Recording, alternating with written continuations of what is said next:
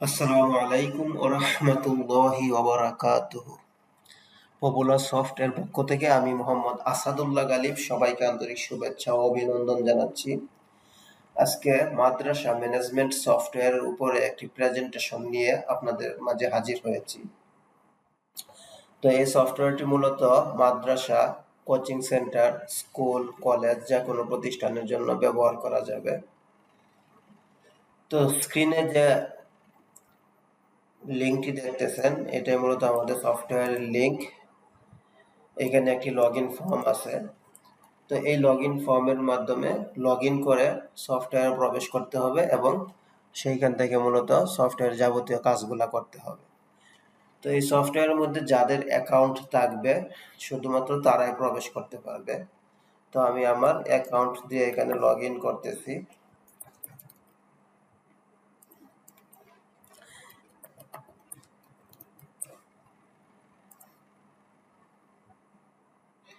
তো এটা হলো আমার সফটওয়্যার। এখানে যে ফিচারগুলো আছে মোটামুটি দেখানোর চেষ্টা করব এবং কিছু কিছু জিনিসের প্র্যাকটিক্যালি কাজও দেখানোর চেষ্টা করব। তো এইখানে ড্যাশবোর্ডের মধ্যে যে জিনিসগুলো আমার বেশি ব্যবহৃত হইবে সেগুলো মূলত রাখা হয়েছে। তারপরে বাম পাশের যে জিনিসগুলো আছে এগুলাকে এক একটা মেনু বা মডিউল বলা হয়। তো এখানে দেখেন রোল নামে একটা লিস্ট আছে, অর্থাৎ এই সফটওয়্যারটা যারা ব্যবহার করবে তাদেরকে আমরা বিভিন্ন রোলে ভাগ করতে পারবো এবং সেই অনুযায়ী তাদেরকে এই সফটওয়্যারের অ্যাক্সেস বা পারমিশন দিতে পারবো। তারপর এখানে ইউজার লিস্ট, অর্থাৎ যারা এই সফটওয়্যারটা ব্যবহার করবে তাদের তালিকা থাকবে। তারপরে মেনু পারমিশন, অর্থাৎ এই যে আমাদের যে মেনুগুলা আছে মডিউলগুলা, সেই মেনুগুলা আমরা রোল ধরে পারমিশন দিতে পারবো। তারপরে দেখেন এখানে ইউর প্রোফাইল, অর্থাৎ এইখানে যাদের অ্যাকাউন্ট থাকবে প্রত্যেকের একটা প্রোফাইল থাকবে, সে তার প্রোফাইলটা এখানে আপডেট করতে পারবে। তারপরে পাসওয়ার্ড চেঞ্জ, অর্থাৎ প্রত্যেকটা ইউজারের যেহেতু এখানে একটা অ্যাকাউন্ট আছে সে ইচ্ছা করলেই তার পাসওয়ার্ডটা চেঞ্জ করতে পারবে। তারপরে এখানে দেখেন ওয়েবসাইট সেটিংস এর আন্ডারে কন্ট্যাক্ট আস, অর্থাৎ এই সফটওয়্যারটা যখন কোনো একটা প্রতিষ্ঠান নেবে তখন তার কন্ট্যাক্ট ইনফরমেশনগুলো দিয়ে এখানে সফটওয়্যারটা সে চেঞ্জ করতে পারবে। যেমন এখানে দেওয়া আছে পপুলার সফট মাদ্রাসা, তার মোবাইল নাম্বার, ইমেল এবং অন্যান্য অ্যাড্রেসগুলো। তো আমি চাইলে এখান থেকে অন্য একটা নামকরণ করতে পারবো এবং অ্যাড্রেসগুলো এখানে দিতে পারবো। তারপরে আমরা চলে যাচ্ছি এখানে নোটিশ, অর্থাৎ এই ওয়েবসাইটে যখন আমরা প্রবেশ করছি এখানে দেখেন একটা নোটিশ মার্কিউ ট্যাগ আকারে এখানে একদিক থেকে অন্য দিকে যাচ্ছে। তো এই নোটিশগুলো আমরা এখানে পাবলিশ করতে পারবো। তারপরে এখানে লাইব্রেরি নামে একটা মডিউল আছে। তো এখানে মূলত কয়েকটা মেনু আছে বুকের জন্য, অর্থাৎ আমাদের বুকগুলা মূলত এখানে এন্ট্রি থাকবে। এখান থেকে ছাত্রছাত্রীরা তাদের লাইব্রেরিতে যে বুকগুলো আছে সেখান থেকে ইনফরমেশনগুলো পাইবে। তারপরে এখানে দেখেন, অর্থাৎ এই মেনুগুলো আমি একটু কম দেখাইতেছি, মূলত যেগুলো ইম্পর্টেন্ট সেগুলো একটু দেখাবো। হিউম্যান রিসোর্স বলতে একটা প্রতিষ্ঠানে যখন বিভিন্ন টিচার, এমপ্লয়ি, স্টাফ থাকবে তাদের ইনফরমেশনগুলো থাকবে। তো যেহেতু আমাদের এখানে স্টাফদের ইনফরমেশন থাকবে, তো স্টাফদের ডেজিগনেশন কি কি হয়ে থাকে সেটা আমরা এখানে এন্ট্রি করে নিব। অর্থাৎ এখানে আমাদের যা কিছু আছে সবই মূলত ডাইনামিক, অর্থাৎ একটা ডেজিগনেশন অ্যাড করার প্রয়োজন হলে এখানে আমরা নতুন করে অ্যাড করতে পারবো। যেমন এখানে আমি ডেজিগনেশন লিস্টে ক্লিক করলে দেখেন আমার এই ডেজিগনেশন আছে head teacher, assistant head teacher, assistant teacher. তো আমার যদি মনে হয় আরো কোনো ডেজিগনেশন অ্যাড করা দরকার এখান থেকে করে নিতে পারবো। ডিপার্টমেন্ট সেম ভাবে এই যে আমাদের যে এমপ্লয়ি গুলো থাকবে কে কোন ডিপার্টমেন্টে আছে সেই ডিপার্টমেন্ট গুলো আমরা এখানে অ্যাড করে নিতে পারবো। তারপরে লিভ সেটআপ, এখানে আমাদের কি কি হলিডে থাকে সেগুলো আমরা এখানে এন্ট্রি করব। হলিডে গুলো কোন দিন থেকে কত তারিখ থেকে কত তারিখ সেটা এখানে এন্ট্রি করব। লিভ টাইপ, অর্থাৎ এমপ্লয়ি গুলা যে লিভ গুলা নিবে সেটা কি প্রকারের লিভ হয়ে থাকে সেটা এখানে থাকবে। যেমন আমি যদি লিভ টাইপে ক্লিক করি এখানে দেওয়া আছে ক্যাজুয়াল লিভ, তারপরে ম্যাটারনিটি লিভ, মেডিকেল লিভ, তারপরে এখানে লিভ পারপাস। লিভ পারপাস বলতে বোঝানো হয়েছে আমরা যখন কোনো একটা ছুটি কাটাই যেই পারপাস বা কারণে ছুটিগুলা কাটানো হয়, যেমন ফ্যামিলি প্রবলেম, পার্সোনাল প্রবলেম বা আদার্স আরো যে পারপাস থাকে আমরা সেগুলো এখানে অ্যাড করে নিব। তারপরে এখানে দেখেন এমপ্লয়ি। তো এমপ্লয়ির মধ্যে তিনটা মেনু আছে, employee add, employee list, employee report. তো এখানে দেখেন এমপ্লয়ি লিস্টের মধ্যে এখানে মূলত 2 জন এমপ্লয়ি আছে। তো আমি আরেকটা এমপ্লয়ি অ্যাড করে এখানে দেখাইতেছি। তো এমপ্লয়ি অ্যাডে আমি ক্লিক করলাম। ক্লিক করার পরে মূলত এখানে একজন এমপ্লয়ির নাম দিব এবং যে ইনফরমেশনগুলো এখানে ম্যান্ডেটরি আছে সেগুলো ফিল আপ করব। তো একজন এমপ্লয়ির নাম দিলাম মনে করেন করিম, তার মোবাইল নাম্বার অথবা ইমেল অ্যাড্রেস। তো মনে করেন তার একটা ইমেল দিলাম korim@gmail.com, তার একটা মোবাইল ইউজ করলাম।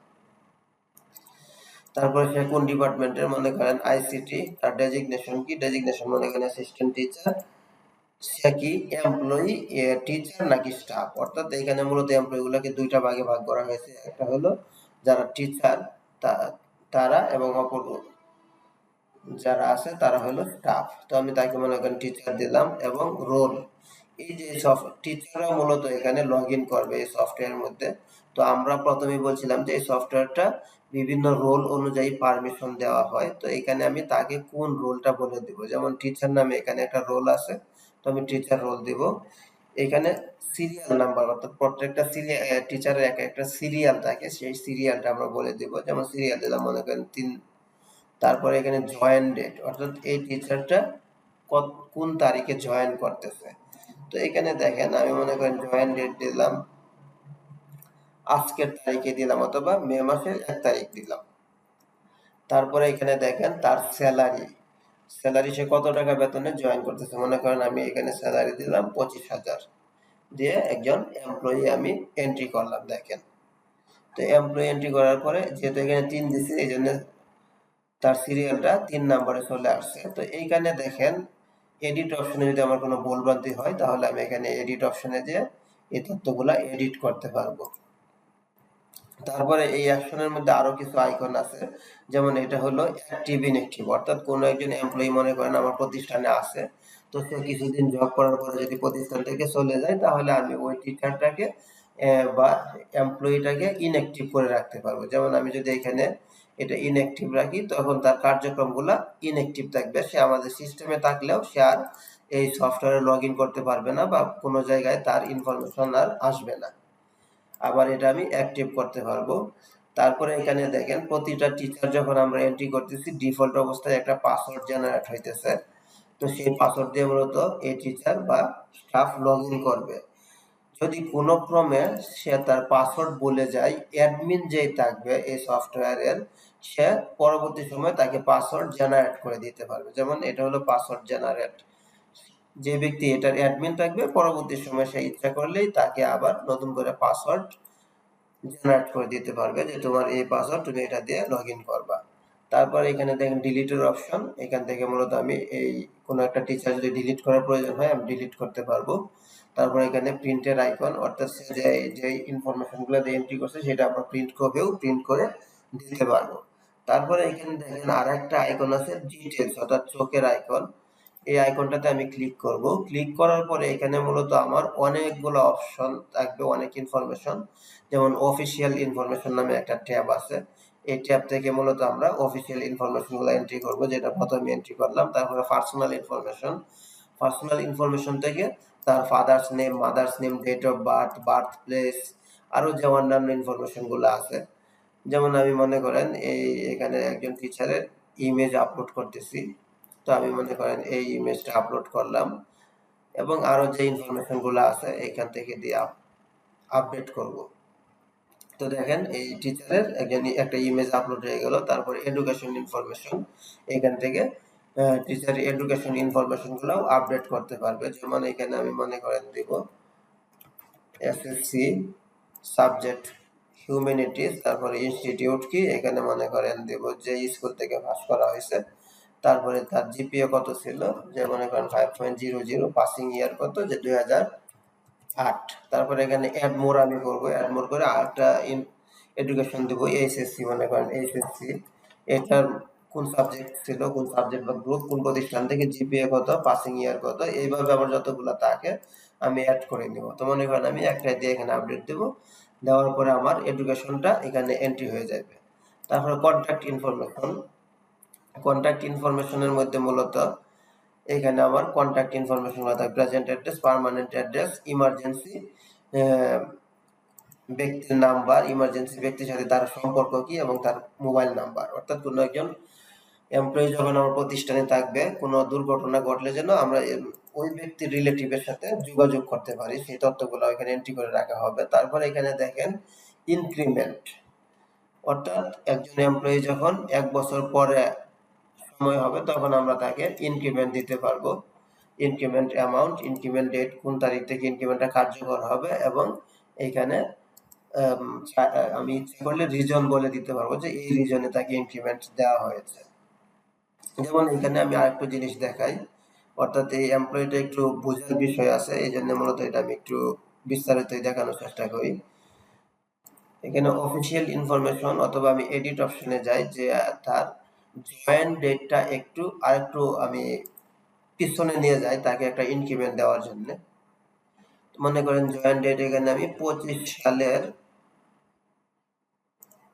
জানুয়ারি মাসে মনে করেন দিলাম 25 জানুয়ারির 1 তারিখ। এখন আমি তাকে এই ইনক্রিমেন্ট দিব। দেখেন করিম, এখানে আমি যাচ্ছি মনে করেন ডিটেলস, যাওয়ার পরে এখানে আমি ইনক্রিমেন্টে যাচ্ছি। দেখেন ইনক্রিমেন্টে যাওয়ার পরে এখানে দেখেন জয়েনিং একটা স্যালারি আছে 25,000, অর্থাৎ তাকে জয়েনিং স্যালারি দেওয়া হয়েছে 25। এখন আমি চাইতেছি যে তাকে আরেকটা ইনক্রিমেন্ট দিব, যে 1,000 টাকা ইনক্রিমেন্ট দেওয়া হলো। ইনক্রিমেন্টের কোন তারিখে আমি ইনক্রিমেন্ট দেব, যেহেতু সে 25 জানুয়ারিতে দেওয়া হয়েছে, তো আমি চাচ্ছি যে 6 মাস পর পর ইনক্রিমেন্ট হবে। তো আমি 25 সালের জুন মাসে মনে করেন জুনের 1 তারিখ একটা তাকে ইনক্রিমেন্ট দেওয়া হলো। কোন রিজন, যে গুড পারফরমেন্স দিলাম, মনে করেন গুড পারফরমেন্স দিয়ে আমি সাবমিট করব। দেখেন সাবমিট করার সাথে সাথে এইখানে দেখেন তার একটা হিস্ট্রি চলে আসছে, যে তার জয়েনিং স্যালারি ছিল 25, তারপরে 1,000 টাকা ইনক্রিমেন্ট দেওয়া হলো। কোন ইনক্রিমেন্টটা মূলত কোন তারিখে দেওয়া হয়েছে সেটা, এবং তার এখন মূলত স্যালারি হলো 26,000 টাকা। তারপরে যদি আমি আরেকটা ইনক্রিমেন্ট দেই, মনে করেন এখানে আবার 1 তারিখ দিলাম 1,000 টাকা, এটা মূলত দিলাম মনে করেন 26 সালের জানুয়ারি মাসে, এবং এখানে যদি আমার কোনো রিমার্কস থাকে তাহলে সেটা দিব। তো এইভাবে মূলত একজন এমপ্লয়িকে যখন আমি ইনক্রিমেন্ট গুলো দিতে থাকবো, সেটার এখানে একটা হিস্ট্রি থাকবে এবং তার একটা কারেন্ট স্যালারি আসবে।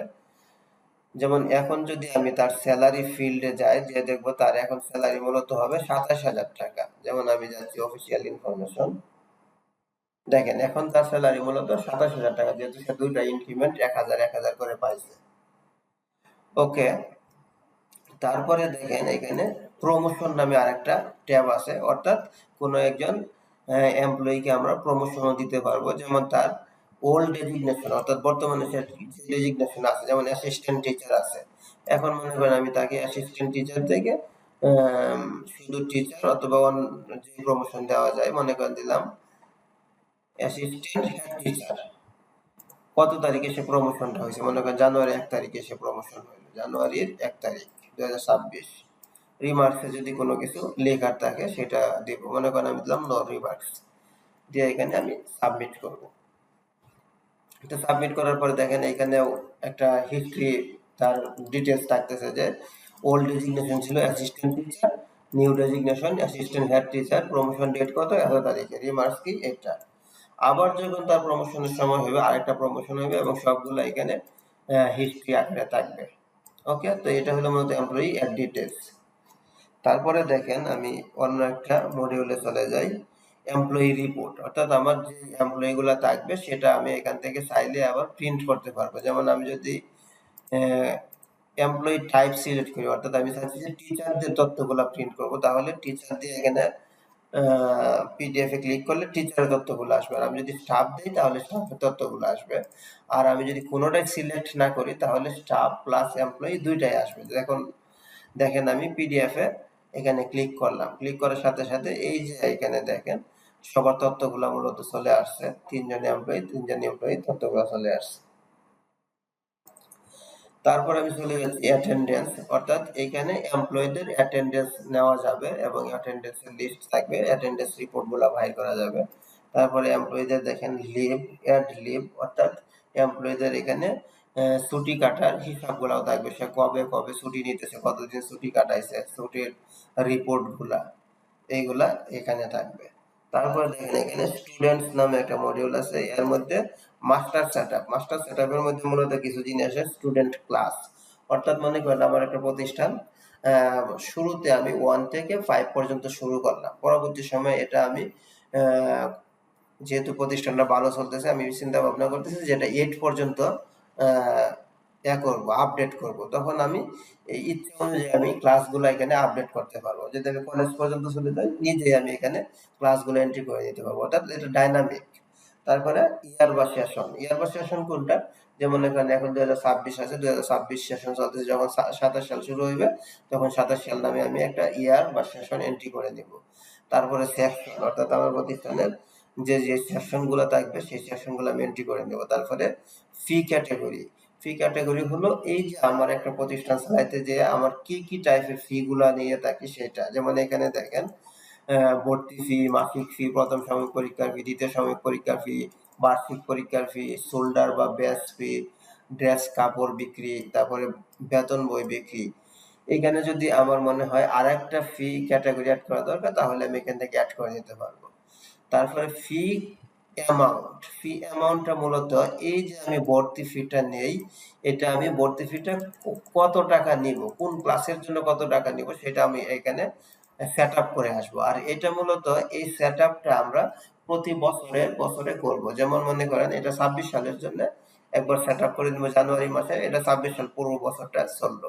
তারপর 27 সালে যে আমার এরকম হইতে পারে যে এটা একটু পরিবর্তন হতে পারে, যে 27 সালে আমি কি এখন ফি নিব, কারণ যেহেতু সব জিনিসের দাম বাড়ে 27 সালে আমার ফির পরিমাণটা একটু বাড়তে পারে। তো এখানে দেখেন ফি অ্যামাউন্ট, যেমন আমি যদি ভর্তি ফি আর এখানে সবগুলো মূলত ফি অ্যামাউন্ট অ্যাসাইন করা হয়েছে, তো আমি এখানে যাচ্ছি ডিটেলসে। দেখেন ডিটেলসে যখন আমি ক্লিক করলাম এখানে প্লে বা নার্সারি জামাতের জন্য আমি 500 টাকা প্রথম জামাত, অর্থাৎ যেহেতু এটা একটা মাদ্রাসা সফটওয়্যার ক্লাসগুলো তারা এইভাবে নামকরণ করে, তো ফার্স্ট জামাতের জন্য আবার 500, সেকেন্ড জামাতের জন্য 500 টাকা, এইভাবে যে যে ক্লাসের জন্য যত টাকা নেওয়া হয় এটা সেট আপ করা হয়েছে। এটা মূলত ভর্তি ফি এর জন্য এই যে আমার যে কয়েকটা ক্লাস আছে এই ফি গুলা নিয়ে থাকি। তারপরে মাসিক ফির ক্ষেত্রেও সেম, আমি যখন মাসিক ফিটা নিব সেটাও সেট আপ করে দেবো যে কোন ক্লাসের জন্য কত টাকা আমি ফিটা নিব। তো এটা হলো আমার ফি অ্যামাউন্ট। তারপরে দেখেন এখানে সাবজেক্ট নামে একটা অপশন আছে। তো এই সাবজেক্টটা মূলত এই যে আমাদের প্রতিষ্ঠান 1 থেকে যদি 5 পর্যন্ত থাকে অথবা 1 থেকে 8 পর্যন্ত থাকে, তাহলে এই প্রতিটা ক্লাসের তো আমার বিভিন্ন সাবজেক্ট থাকে। তো সাবজেক্ট সবগুলো আমি এখানে এন্ট্রি করব। যেমন এখানে আমাদের সাবজেক্ট আছে টোটাল 26টা। এখন এই 26টা সাবজেক্ট তো আর ক্লাস 1 এর জন্য না বা 2 এর জন্য না, প্রতিটা ক্লাসের আলাদা আলাদা সাবজেক্ট ভাগ করা থাকে। তখন এই অ্যাসাইন সাবজেক্ট নামে এখানে একটা অপশন আছে, অর্থাৎ ক্লাস অনুযায়ী তখন আমি এই সাবজেক্ট গুলা অ্যাসাইন করে দেবো যে কোন ক্লাসের জন্য কোন কোন সাবজেক্ট। যেমন এখানে দেখেন প্লে বা নার্সারি, আমি যদি ডিটেলসে ক্লিক করি অর্থাৎ এখানে মূলত সবগুলো অ্যাসাইন করা আছে। তো এই জন্য আমি ডিটেলসে যে দেখাইতেছি যে প্লে বা নার্সারির জন্য আমার এই সাবজেক্ট গুলো আছে। দেখেন যে এখানে 7টা সাবজেক্ট আছে। তারপরে আমি যদি এটাতে যাই ফার্স্ট জামাত, এখানেও আমার ফার্স্ট জামাতের জন্য এই সাবজেক্ট গুলো আছে 8টা সাবজেক্ট। তো এইভাবে আমি সাবজেক্ট গুলো কোন ক্লাসের জন্য কোন সাবজেক্ট এটা অ্যাসাইন করে দেব। আমি যদি এখানে কোনো একটা এডিট অপশনে যাই তাহলে মূলত আমরা এই সিস্টেমে এন্ট্রি করে থাকি। দেখেন এখানে আমার যদি আরেকটা সাবজেক্টের প্রয়োজন হয় তো কোন সাবজেক্টে এখানে আমি সিলেক্ট করে আপডেট দিলে হয়ে যাবে। ওকে, তো এইভাবে আমি মূলত অ্যাসাইন সাবজেক্টটা করে থাকি। তারপর এখানে টিচার সাবজেক্ট, অর্থাৎ এইখানে সফটওয়্যারে আরেকটা সিস্টেম হলো প্রতিটা টিচার মূলত এক একটা সাবজেক্টের ক্লাস নিয়ে থাকে। যেমন বাংলার যে টিচার সে মূলত বিভিন্ন ক্লাসে বাংলা সাবজেক্টটা ক্লাস নেয়। তারপরে ম্যাথের যে টিচার সে বিভিন্ন ক্লাসে ম্যাথের সাবজেক্টগুলা ক্লাস নেয়। তো এখানে টিচারের সাবজেক্টগুলো অ্যাসাইন থাকবে। পরবর্তী সময়ে ওই টিচার যখন সিস্টেমে লগইন করবে, সফটওয়্যারে লগইন করবে, সে শুধুমাত্র তার সাবজেক্টের নাম্বারটা এন্ট্রি করতে পারবে, অন্য কোনো সাবজেক্টের অ্যাক্সেস পাইবে না। তো এটা হলো টিচার সাবজেক্ট। তারপরে দেখেন এখানে ম্যানেজ স্টুডেন্ট নামে একটা মডিউল আছে। তো এখান থেকে স্টুডেন্ট অ্যাড মানে হলো আমার নতুন কোনো ছাত্র ভর্তি হতে চাইলে এই স্টুডেন্ট অ্যাড ফর্মে আমি ক্লিক করব। ক্লিক করলে এখানে একটা রেজিস্ট্রেশন ফর্ম আসবে। তারপর এখান থেকে আমি তথ্যগুলা দিয়ে একজন ছাত্র এন্ট্রি করব। তারপরে এখানে দেখেন স্টুডেন্ট লিস্ট, অর্থাৎ স্টুডেন্ট লিস্টের মধ্যে যে ছাত্রগুলো অলরেডি আছে সেইগুলো এখানে করব।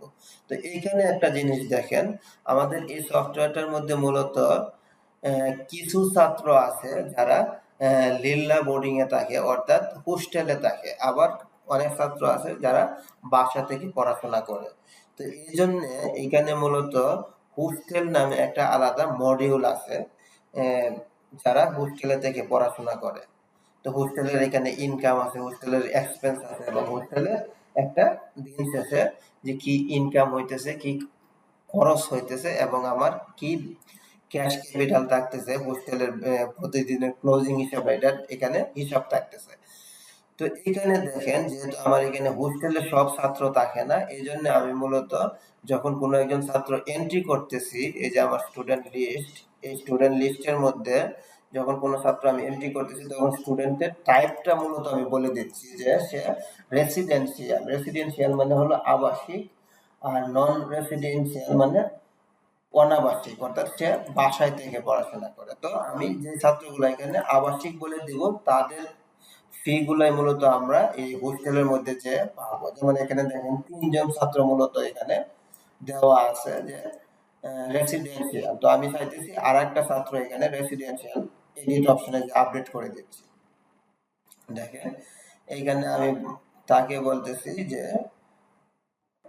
রেসিডেন্সিয়াল, এই যে ছাত্রছাত্রীর ধরন যে রেসিডেন্সিয়াল ডে স্কলার, অর্থাৎ ডে স্কলার মূলত সে বাসা থেকে পড়াশোনা করে, আর রেসিডেন্সিয়াল মূলত আবাসিক থেকে পড়াশোনা করে। তো আমি মূলত এখানে এরেও রেসিডেন্সিয়াল দিয়ে এখানে আপডেট দিব। তাহলে দেখেন আমার 4 জন ছাত্র যে হোস্টেলে থাকে। এটা পরে আমি হোস্টেল মডিউলটা যখন দেখাবো তখন যে দেখবো এই 4 জন ছাত্র মূলত আমার ওইখানে মূলত লোড হইবে, আর বাকি ছাত্রগুলা আসবে না, যেহেতু বাকি ছাত্রগুলা হোস্টেলে থাকে না। ওকে, তারপরে আমি চলে যাচ্ছি। দেখেন এখানে রোল জেনারেট, অর্থাৎ আমরা যখন কোনো একটা ছাত্র এখানে যে রেজিস্ট্রেশন করি অনেক সময় রোল নাম্বারটা মনে নাও থাকতে পারে। তো এই জন্য আমরা রোল নাম্বার ফাঁকা রেখেও ছাত্রগুলো এন্ট্রি করে নেব। তারপরে একসাথে আমরা রোল জেনারেট করতে পারবো। সেটা কিরকম, আমি এখানে রোল জেনারেটে যে ক্লিক করব। ক্লিক করার পরে আমি চাচ্ছি যে কোনো একটা সেশন ও একটা শ্রেণী এবং একটা সেকশন বলে দেব, দিয়ে এখানে সার্চ করব। ওই সেশন ক্লাস এবং সেকশনে সবগুলো ছাত্র এখানে চলে আসবে। তারপরে আমি সবার কার কত রোল হবে এখানে একটা একটা রোল দিয়ে একবার আবার সাবমিট করলে সবার সবার রোলটা একসাথে জেনারেট হয়ে যাবে। তারপরে এখানে দেখেন ডিসকাউন্ট জেনারেট, অর্থাৎ কোন অনেক সময় আমাদের যারা দরিদ্র ছাত্র থাকবে তাদেরকে আমরা এখানে একটা ডিসকাউন্ট দিতে পারবো যে সে কত টাকা ডিসকাউন্ট পাইবে। আবার কোনো একটা ছাত্র যদি আমার অনেক সময় রিলেটিভ হয়, আত্মীয় স্বজন, তাদেরকে অনেক সময় ডিসকাউন্ট দেওয়া লাগে। যেমন আমি এখানে একটা অ্যাড ডিসকাউন্ট অ্যাড করতে চাইতেছি। তো ডিসকাউন্ট দিলে তার পেমেন্টটা কিরকম হয় সেটা দেখানোর জন্য। তো আমি এখানে দেখেন অ্যাড ডিসকাউন্টে যাচ্ছি। যাওয়ার পরে এখানে আমি সিলেক্ট করব যে 2026 ক্লাস ফার্স্ট জামাত, মনে করেন ফার্স্ট জামাত সেকশন এ।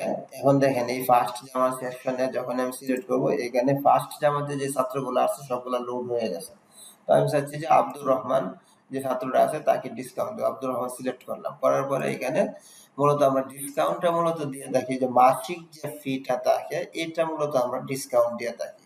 তো এখানে দেখেন আমি মাসিক ফি সিলেক্ট করলাম, করার সাথে সাথে এখানে 300 টাকা চলে আসছে। অর্থাৎ আমরা যখন এই যে কিছুক্ষণ আগে আমরা দেখাচ্ছিলাম যে ফি অ্যামাউন্ট, অর্থাৎ কোন ফি ক্যাটাগরির জন্য আমরা কত টাকা অ্যামাউন্ট নিতেছি, যে অ্যামাউন্ট এখানে সেট করছি সেটাই মূলত এখানে আসছে।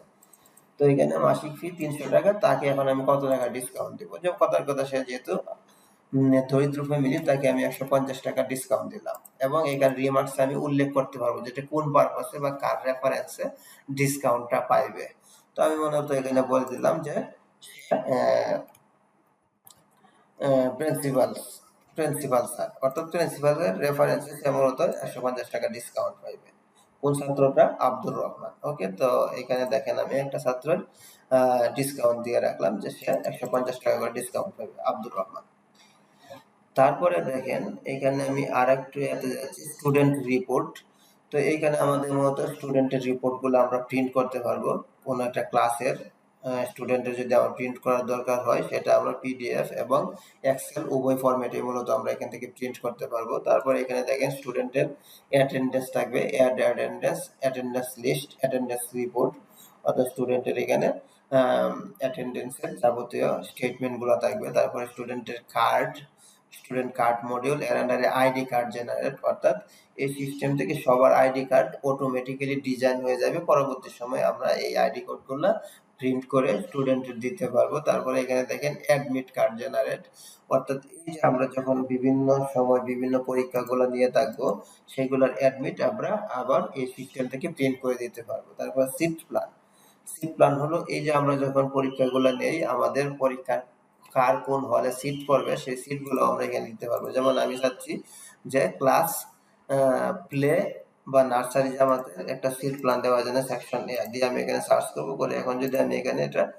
প্রিন্টে ক্লিক করি, তখন আমার এই সিট প্ল্যানটা পিডিএফ আকারে এখানে চলে আসবে। দেখেন এই যে মাদ্রাসার নাম, ছাত্রছাত্রীদের নাম এখানে চলে আসবে, কোন শ্রেণী, সেকশন কত, রোল নাম্বার কত। তারপরে এটা আমরা কেটে কেটে বেঞ্চের উপরে লাগিয়ে দিতে পারবো। তারপর দেখেন ট্রান্সফার সার্টিফিকেট, অর্থাৎ কোনো একজন ছাত্র যদি আমার প্রতিষ্ঠান থেকে চলে যাইতে চায়, তাকে আমি ট্রান্সফার সার্টিফিকেট দিতে পারবো। তারপর এখানে ক্লাস রুটিন, আমরা ক্লাস রুটিন গুলো সিস্টেমে অ্যাটাচমেন্ট করে রাখতে পারবো। এক্সাম রুটিন গুলো আমরা অ্যাড করে রাখতে পারবো। তারপরে এখানে দেখেন এই যে আমাদের এই সিস্টেমে মূলত 3টা পরীক্ষা আছে, অর্থাৎ যে প্রতিষ্ঠানে জয়টা পরীক্ষা নেওয়া হয় সেই পরীক্ষাগুলো এখানে সেট আপ থাকবে। যেমন এই প্রতিষ্ঠানের মধ্যে মূলত 3টা পরীক্ষা নেওয়া হয়, একটা first term exam, second term exam এবং অ্যানুয়াল এক্সাম। তো আমি চলে যাচ্ছি ফার্স্ট টার্ম এক্সামে। যাওয়ার পর আমি যদি মার্ক লিস্টে যাই, মার্ক লিস্টে যাওয়ার পরে এখানে দেখতে পাচ্ছি যে আমার এই যে ক্লাস 1 এর এখানে মূলত আমার এই সাবজেক্টগুলোর নাম্বার এন্ট্রি হয়েছে। তো এখান থেকে কোনো নাম্বার যদি আমার এডিটের প্রয়োজন হয়, এডিটে গেলে আমার এই সাবজেক্টের নাম্বার এডিট করতে পারবো।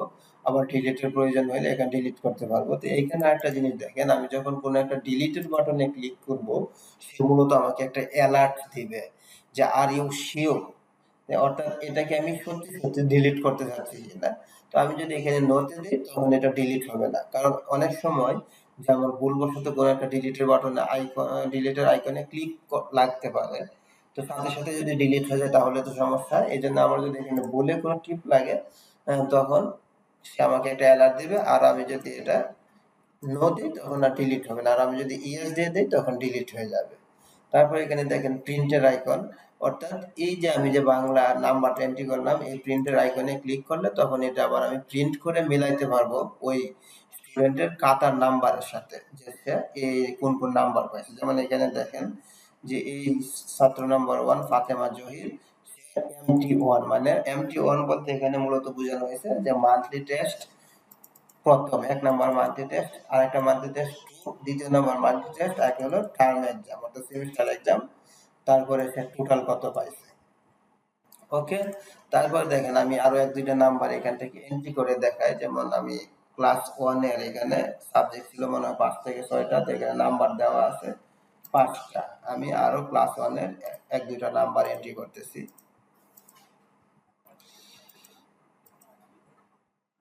তো এখানে দেখেন আমি 2026 সিলেক্ট করব, প্লে, তারপরে এখানে সেকশন এ আমি সাবজেক্ট দিলাম মনে করেন কো-কারিকুলার, এটা এখানে সিলেক্ট করলাম, কোন এক্সাম, ফার্স্ট টার্ম দিয়ে এখানে আমি সার্চ করব। দেখেন সার্চ করার সাথে সাথে আমার এই যে দেখেন এই সেকশনের এই ক্লাসের যতগুলো ছাত্র আছে সবগুলো ছাত্র এখানে লোড হয়ে যাবে। এখন কোন ছাত্র কত নাম্বার পাইছে সেটা এখানে নাম্বারটা এন্ট্রি করব। এখানে একটা জিনিস দেখেন, কোন সাবজেক্টের জন্য মূলত কত নাম্বার নেওয়া হবে সেটা আগে আমার সিস্টেমে বলে দেওয়া আছে। যেমন এই কো-কারিকুলার যে সাবজেক্টটা, এটার জন্য মূলত 20 নাম্বারের পরীক্ষা নেওয়া হয়। এই জন্য এখানে দেখেন টার্ম এক্সাম 20 নাম্বারের জন্য একটা কলাম আছে। আর আমার অন্যান্য সাবজেক্টের আবার যে মান্থলি টেস্ট 1, 2, তারপর টার্ম এক্সাম থাকে, ওইগুলো 3টা কলাম আসবে। তো আমি মনে করেন এটা মার্কটা এন্ট্রি করতেছি, দিয়ে আমি এটা সাবমিট করলাম। দেখেন তাহলে এই যে আমার এই একটা সাবজেক্টের সবগুলো এন্ট্রি হয়ে গেল।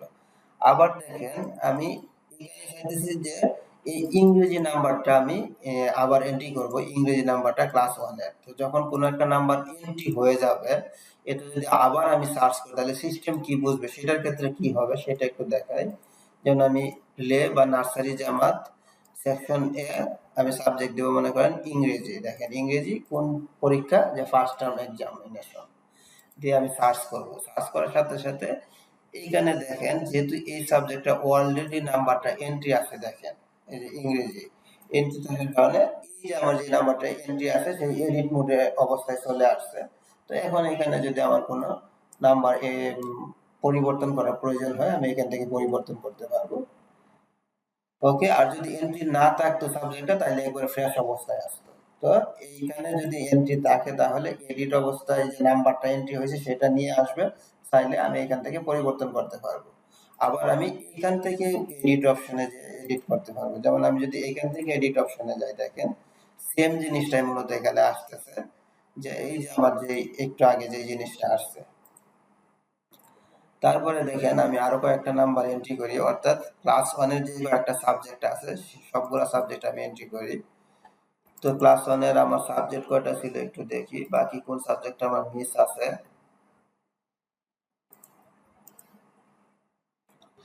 অর্থাৎ আমি একটা সাবজেক্টের একটা ক্লাসে সবগুলো সাবজেক্টের নাম্বার এন্ট্রি করে একটা রেজাল্ট শিট দেখাবো আপনাদের, সেই জন্য মূলত এন্ট্রি করতেছি। এখানে আমার আরবি নাম্বার এন্ট্রি করা হয়েছে, দেখেন আরবি। আবার এখানে দেখেন আমি যখন আমার এখানে অনেক ক্লাসের নাম্বার এন্ট্রি থাকবে আমি উপর থেকে এখানে সর্ট করতে পারবো, যেমন প্লে বা নার্সারি জামাত সেকশন এ এখানে দিয়ে সার্চ করলাম, সার্চ করলে ওই ক্যাটাগরি যারা আছে সেই সাবজেক্টগুলো এখানে আসলো। তো আমার মূলত 6টা সাবজেক্টের নাম্বার এন্ট্রি করা হয়েছে, আর আমার সাবজেক্ট আছে ক্লাস 1 এর জন্য 7টা, তাহলে একটা বাকি আছে। একটা কোনটা, যে আমার দেখেন এখানে কো-কারিকুলার ইংরেজি বাংলা, তারপরে হাদিস মাসালা আরবি উপস্থিতি, আর একটা বাকি আছে মনে হয় এই যে আমার গণিত সাবজেক্টটা। এখন গণিতটা আমি এখান থেকে মনে করেন এন্ট্রি করব। তো আমি এখানে সিলেক্ট করব ইয়ার, কোন ক্লাস, প্লে বা নার্সারি, কোন সেকশন ওইটা, তারপরে সাবজেক্ট কি, যে গণিত, এরপরে কোন পরীক্ষাটার জন্য, যে ফার্স্ট টার্ম এক্সামিনেশন দিয়ে এখানে আমি সার্চ করব। সার্চ করার পরে দেখেন আমার সবগুলো ছাত্র চলে আসছে, এবং এখানে মূলত 3টা কলাম আছে, কারণ এই সাবজেক্টটা আমার মান্থলি টেস্ট 1, মান্থলি টেস্ট 2 এবং একটা টার্ম এক্সাম লিখেছে। 3টা টার্ম মিলে মূলত আমার 100 নাম্বার ফিল আপ হইতেছে। দেখেন যে এটা 10 নাম্বার, এটা 10 নাম্বার, আর বাকি যে 80 থাকতেছে এই টার্ম এক্সাম 80 নাম্বার। ওকে, এখন দেখেন আমি এটা নাম্বারটা এন্ট্রি করতেছি। তো এখানে 10 এর মধ্যে মনে করেন সে দিলাম 9, এখানে দিব মনে করেন 10, আর এখানে মনে করেন 80 এর মধ্যে সে 75 পাইলো, আর এটা মনে করেন 8, 10, আর এখানে 70 পাইলো। ওকে, দিয়ে আমি এটা সাবমিট করলাম।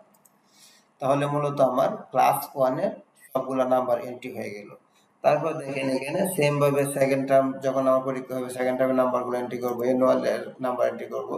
তারপরে দেখেন কোন প্রতিষ্ঠানে মূলত ফার্স্ট টার্ম, সেকেন্ড টার্ম এবং অ্যানুয়াল এই 3টা মিলে একটা কম্বাইন রেজাল্ট করা হয়। এজন্য মূলত আমার কম্বাইন নামে একটা মডিউল আছে, সেটা মিলে আমরা কম্বাইন একটা রেজাল্ট করে ছাত্রছাত্রীদের মূলত পরবর্তী ক্লাসে প্রমোশন দিয়ে থাকি, সেটার এখানে ব্যবস্থা আছে।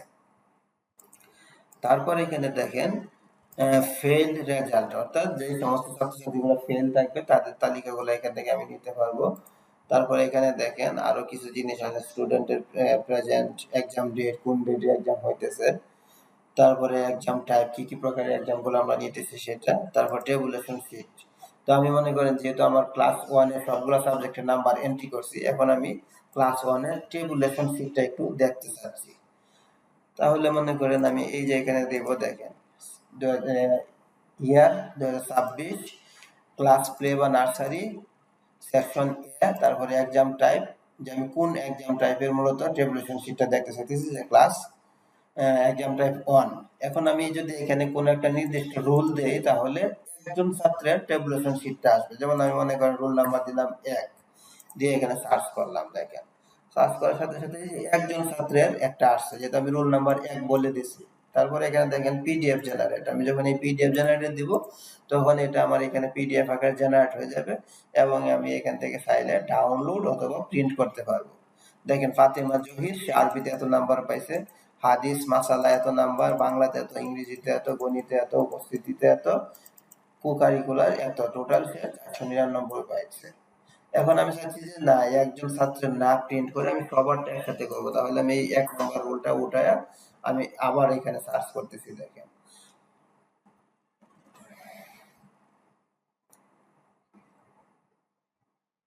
এখন দেখেন এখানে যখন আমি রুলটা উঠাই দিলাম, এখন মূলত ওই ক্লাসের ওই সেকশনের যতগুলা ছাত্র আছে ওই এক্সাম টাইপের ফার্স্ট টার্ম এক্সামিনেশন সব ছাত্রের একসাথে চলে আসছে। দেখেন এই যে এখানে। এখন এটা যদি আমি পিডিএফ জেনারেটরে ক্লিক করি তাহলে সবারগুলা এখানে চলে আসবে একসাথে।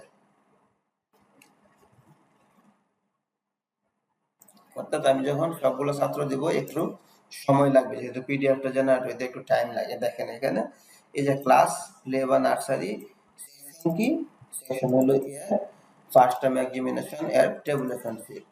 ওকে, আর প্রতিষ্ঠানের নাম কি, যে পপুলার সফট মাদ্রাসা। তারপরে এখানে দেখেন সবারটা চলে আসলো। এখান থেকে আমি প্রিন্ট বা ডাউনলোড করতে পারবো এবং এটা প্রিন্ট করে টিচারদের হাতে দিতে পারবো। টিচার যার যার নাম্বারটা সে মিলায় নেবে যে ঠিক আছে কিনা। ওকে, তারপরে দেখেন আমরা চলে যাচ্ছি স্টুডেন্টের আন্ডারে, যে আমরা টেবুলেশন শিট দেখলাম। এখন চলে যাচ্ছি রেজাল্ট। রেজাল্ট এর মধ্যে সেমিস্টার রেজাল্ট।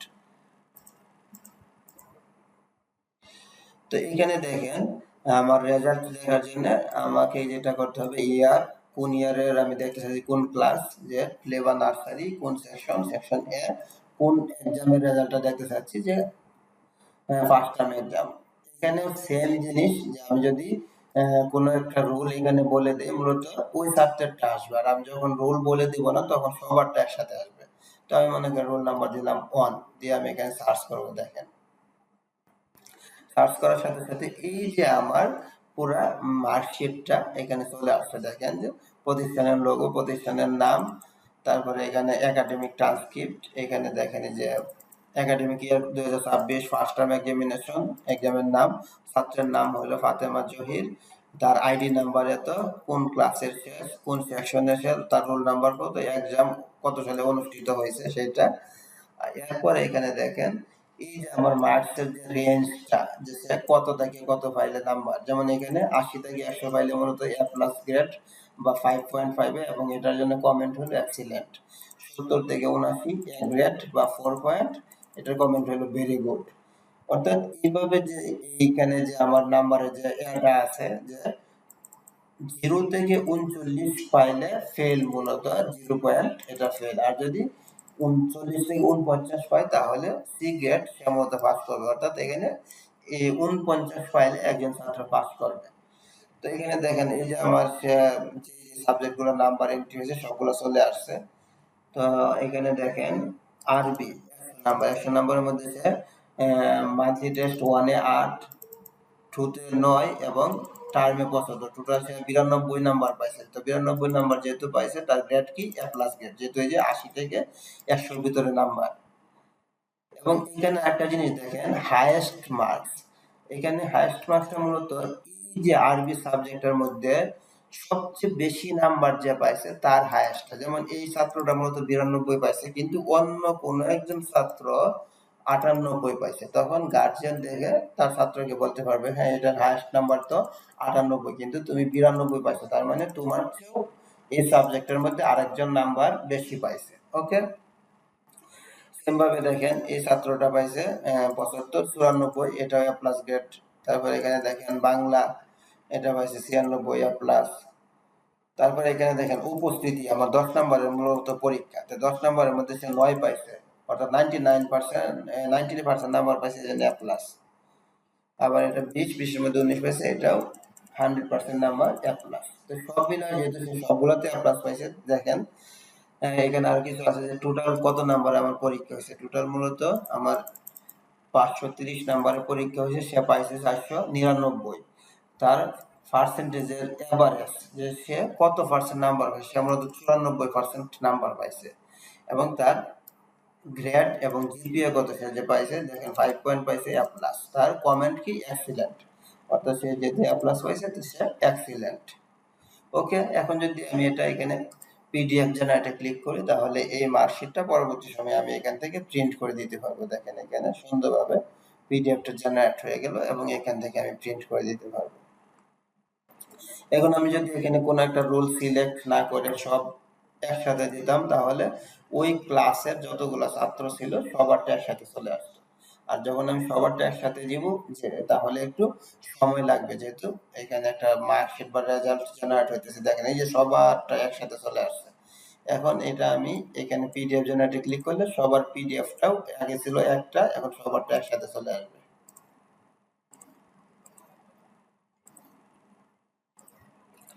তারপরে দেখেন, আচ্ছা এই পিডিএফটা একটু আসুক, অর্থাৎ যে জিনিসগুলো আমার বেশি দরকার সেই জিনিসগুলো একটু দেখানোর চেষ্টা করতেছি, আর বাকিগুলো একটু আইডিয়া দিতেছি। যেহেতু নাম্বার এন্ট্রি করতে হবে, রেজাল্ট প্রিন্ট করে ছাত্রদের দিতে হবে, এই জন্য এটা একটু ভালোভাবে দেখাইতেছি।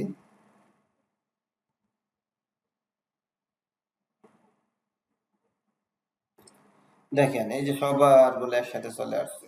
দেখেন এই যে দ্বিতীয় ছাত্রটা মূলত 4.71 পাইছে, যে সে কিছু সাবজেক্টে এ গ্রেড পাইছে, যে এটাতে এ গ্রেড। তারপরে তৃতীয় ছাত্রটা এটা ফেল করছে। দেখেন এই যে সে এই দুই তিনটা সাবজেক্টে ফেল করাতে এবার আছে যে তার ফেল হয়েছে, 40% নাম্বার পাইছে।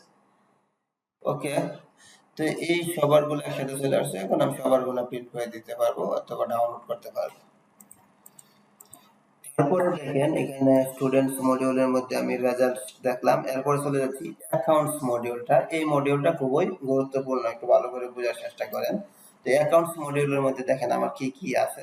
এমপ্লয়ি স্যালারি, তো এমপ্লয়ি স্যালারির মধ্যে এখানে আছে add salary, salary list, salary report, due salary. তো এখানে আমার অ্যাড স্যালারিতে যদি আমি যাই, যাওয়ার পরে এখানে দেখেন আমি কোন মাসের স্যালারিটা দিতে চাচ্ছি। যেমন মনে করেন আমি আজকে একটা স্যালারি দিব, যে কোন এমপ্লয়ি, এই যে আমি করিম নামে যে এমপ্লয়িটা অ্যাড করছিলাম, এই করিমের আমি সিলেক্ট করলাম। দেখেন সিলেক্ট করার সাথে সাথে এই যে তার কারেন্ট যে স্যালারিটা ছিল 27,000 টাকা, সেই 27,000 টাকা এখানে চলে আসছে। এখন আমি কোন ইয়ারের, এটা যে 26 সাল, তারপর কোন মাসের স্যালারিটা মূলত দিতে চাচ্ছি। দেখেন এখানে মূলত তার জানুয়ারি ফেব্রুয়ারি সবগুলো আছে মূলত। এইখানে আবার আরেকটা জিনিস লক্ষ্য করবেন, যে কোনো একজন এমপ্লয়ি যখন জয়েন করবে মনে করেন এপ্রিল মাসে, তখন তার জানুয়ারি ফেব্রুয়ারি মাসগুলা ইনঅ্যাক্টিভ থাকবে। যেমন এটা যদি আপনাকে বোঝাই, তো বোঝানোর জন্য আমি আরেকজন এমপ্লয়ি এন্ট্রি করতেছি, যে এই মাসে জয়েন ডেট দিয়ে। এটা মূলত আমি 25 সালে জয়েন দেওয়া হয়েছিল, জয়েন ডেট এই এমপ্লয়িটার। তো আমি আজকের এই মাসে একজন এমপ্লয়ি এন্ট্রি করতেছি জয়েন ডেট দিয়ে, তাহলে বুঝতে পারবো যে তার জয়েন ডেটের আগের মাসগুলো মূলত ইনঅ্যাক্টিভ থাকবে। তো এখানে মনে করেন একজন এমপ্লয়ি দিলাম যে রহিম, তার ইমেল হলো মনে করেন রহিম@gmail.com, তার মোবাইল নাম্বার একটা দিব মনে করেন, মোবাইল নাম্বার এটা, তার ডেজিগনেশন এটা মনে করেন ডিপার্টমেন্ট এটা টিচার, এখানে তার রোলও দিব টিচার, সার নাম্বার মনে করেন সিরিয়াল নাম্বার, জয়েন ডেট দিলাম মনে করেন এই যে মে মাসের 1 তারিখ, স্যালারি কত, যে স্যালারি 15,000 টাকা দিয়ে আমি সাবমিট করলাম। দেখেন এখন আমি রহিমের স্যালারি যখন দিতে যাবো, যেটা আমি রিলোড করতেছি, দেখেন রিলোড করার পরে এখন আমি রহিম সিলেক্ট করব, রহিম, রহিম, এরপর রহিমের দেখেন এই যে জানুয়ারি মাস, ফেব্রুয়ারি মাস, মার্চ, এপ্রিল, এই মাসগুলো কিন্তু এখন ডিজেবল আছে। সে চাইলে এই মাসগুলো দিতে পারবে না, কারণ এই এমপ্লয়িটা মূলত আমার জয়েনই করছে মে মাসে, এই জন্য সে চাইলে এখান থেকে মে মাসটা স্যালারি দিতে পারবে। এখন মে দেখেন সিলেক্ট করলে, এবং এই কোনো একটা এমপ্লয়ি সিলেক্ট করার সাথে সাথে তার যে স্যালারিটা, যেমন এই যে রহিমের স্যালারিটা হয়েছে 15,000 টাকা, অ্যামাউন্টটা 15,000 টাকা এখানে চলে আসছে। তারপরে এখানে দেখেন বোনাস এবং ডিডাকশন নামে দুইটা অপশন আছে। অর্থাৎ কোনো একজন এমপ্লয়িকে যখন ঈদের বোনাস দেওয়া হয়, তখন এখানে তার বোনাস কত টাকা আসবে সেই বোনাসটা আমরা লিখে দিব। অথবা কোনো একজন এমপ্লয়ি মনে করেন বিনা নোটিশে সে 10 দিন 15 দিন অ্যাবসেন্ট করছে, তাহলে বা যে কোনো একটা কারণে তার স্যালারিটা আমার কর্তন করা দরকার, তখন আমি এখান থেকে কর্তনও করতে পারবো। তো আমি মনে করেন কর্তন করলাম না, কোনো কিছু করি নাই, আর রিমার্কসে যদি কোনো কিছু লেখা থাকে লিখে আমি এখানে সাবমিট করলে তার স্যালারিটা অ্যাড হয়ে যাবে। তো আমি মনে করেন 21 তারিখে আজকে এই যে একটা স্যালারি অ্যাড করলাম, যে সাবমিট। অ্যাড করার সাথে সাথে দেখেন রহিম এত তারিখে তার 15,000 টাকা স্যালারি দেওয়া হলো, বোনাস বা ডিডাকশন, অর্থাৎ বোনাসও দেওয়া হয় নাই, স্যালারি কর্তনও হয় নাই। 15,000 টাকা, এবং এটা আমি এখন প্রিন্ট দিয়ে আমি ওই এমপ্লয়িকে এখানে একটা প্রিন্ট কপিও দিয়ে দিতে পারবো। ওকে, এই স্যালারি স্লিপ।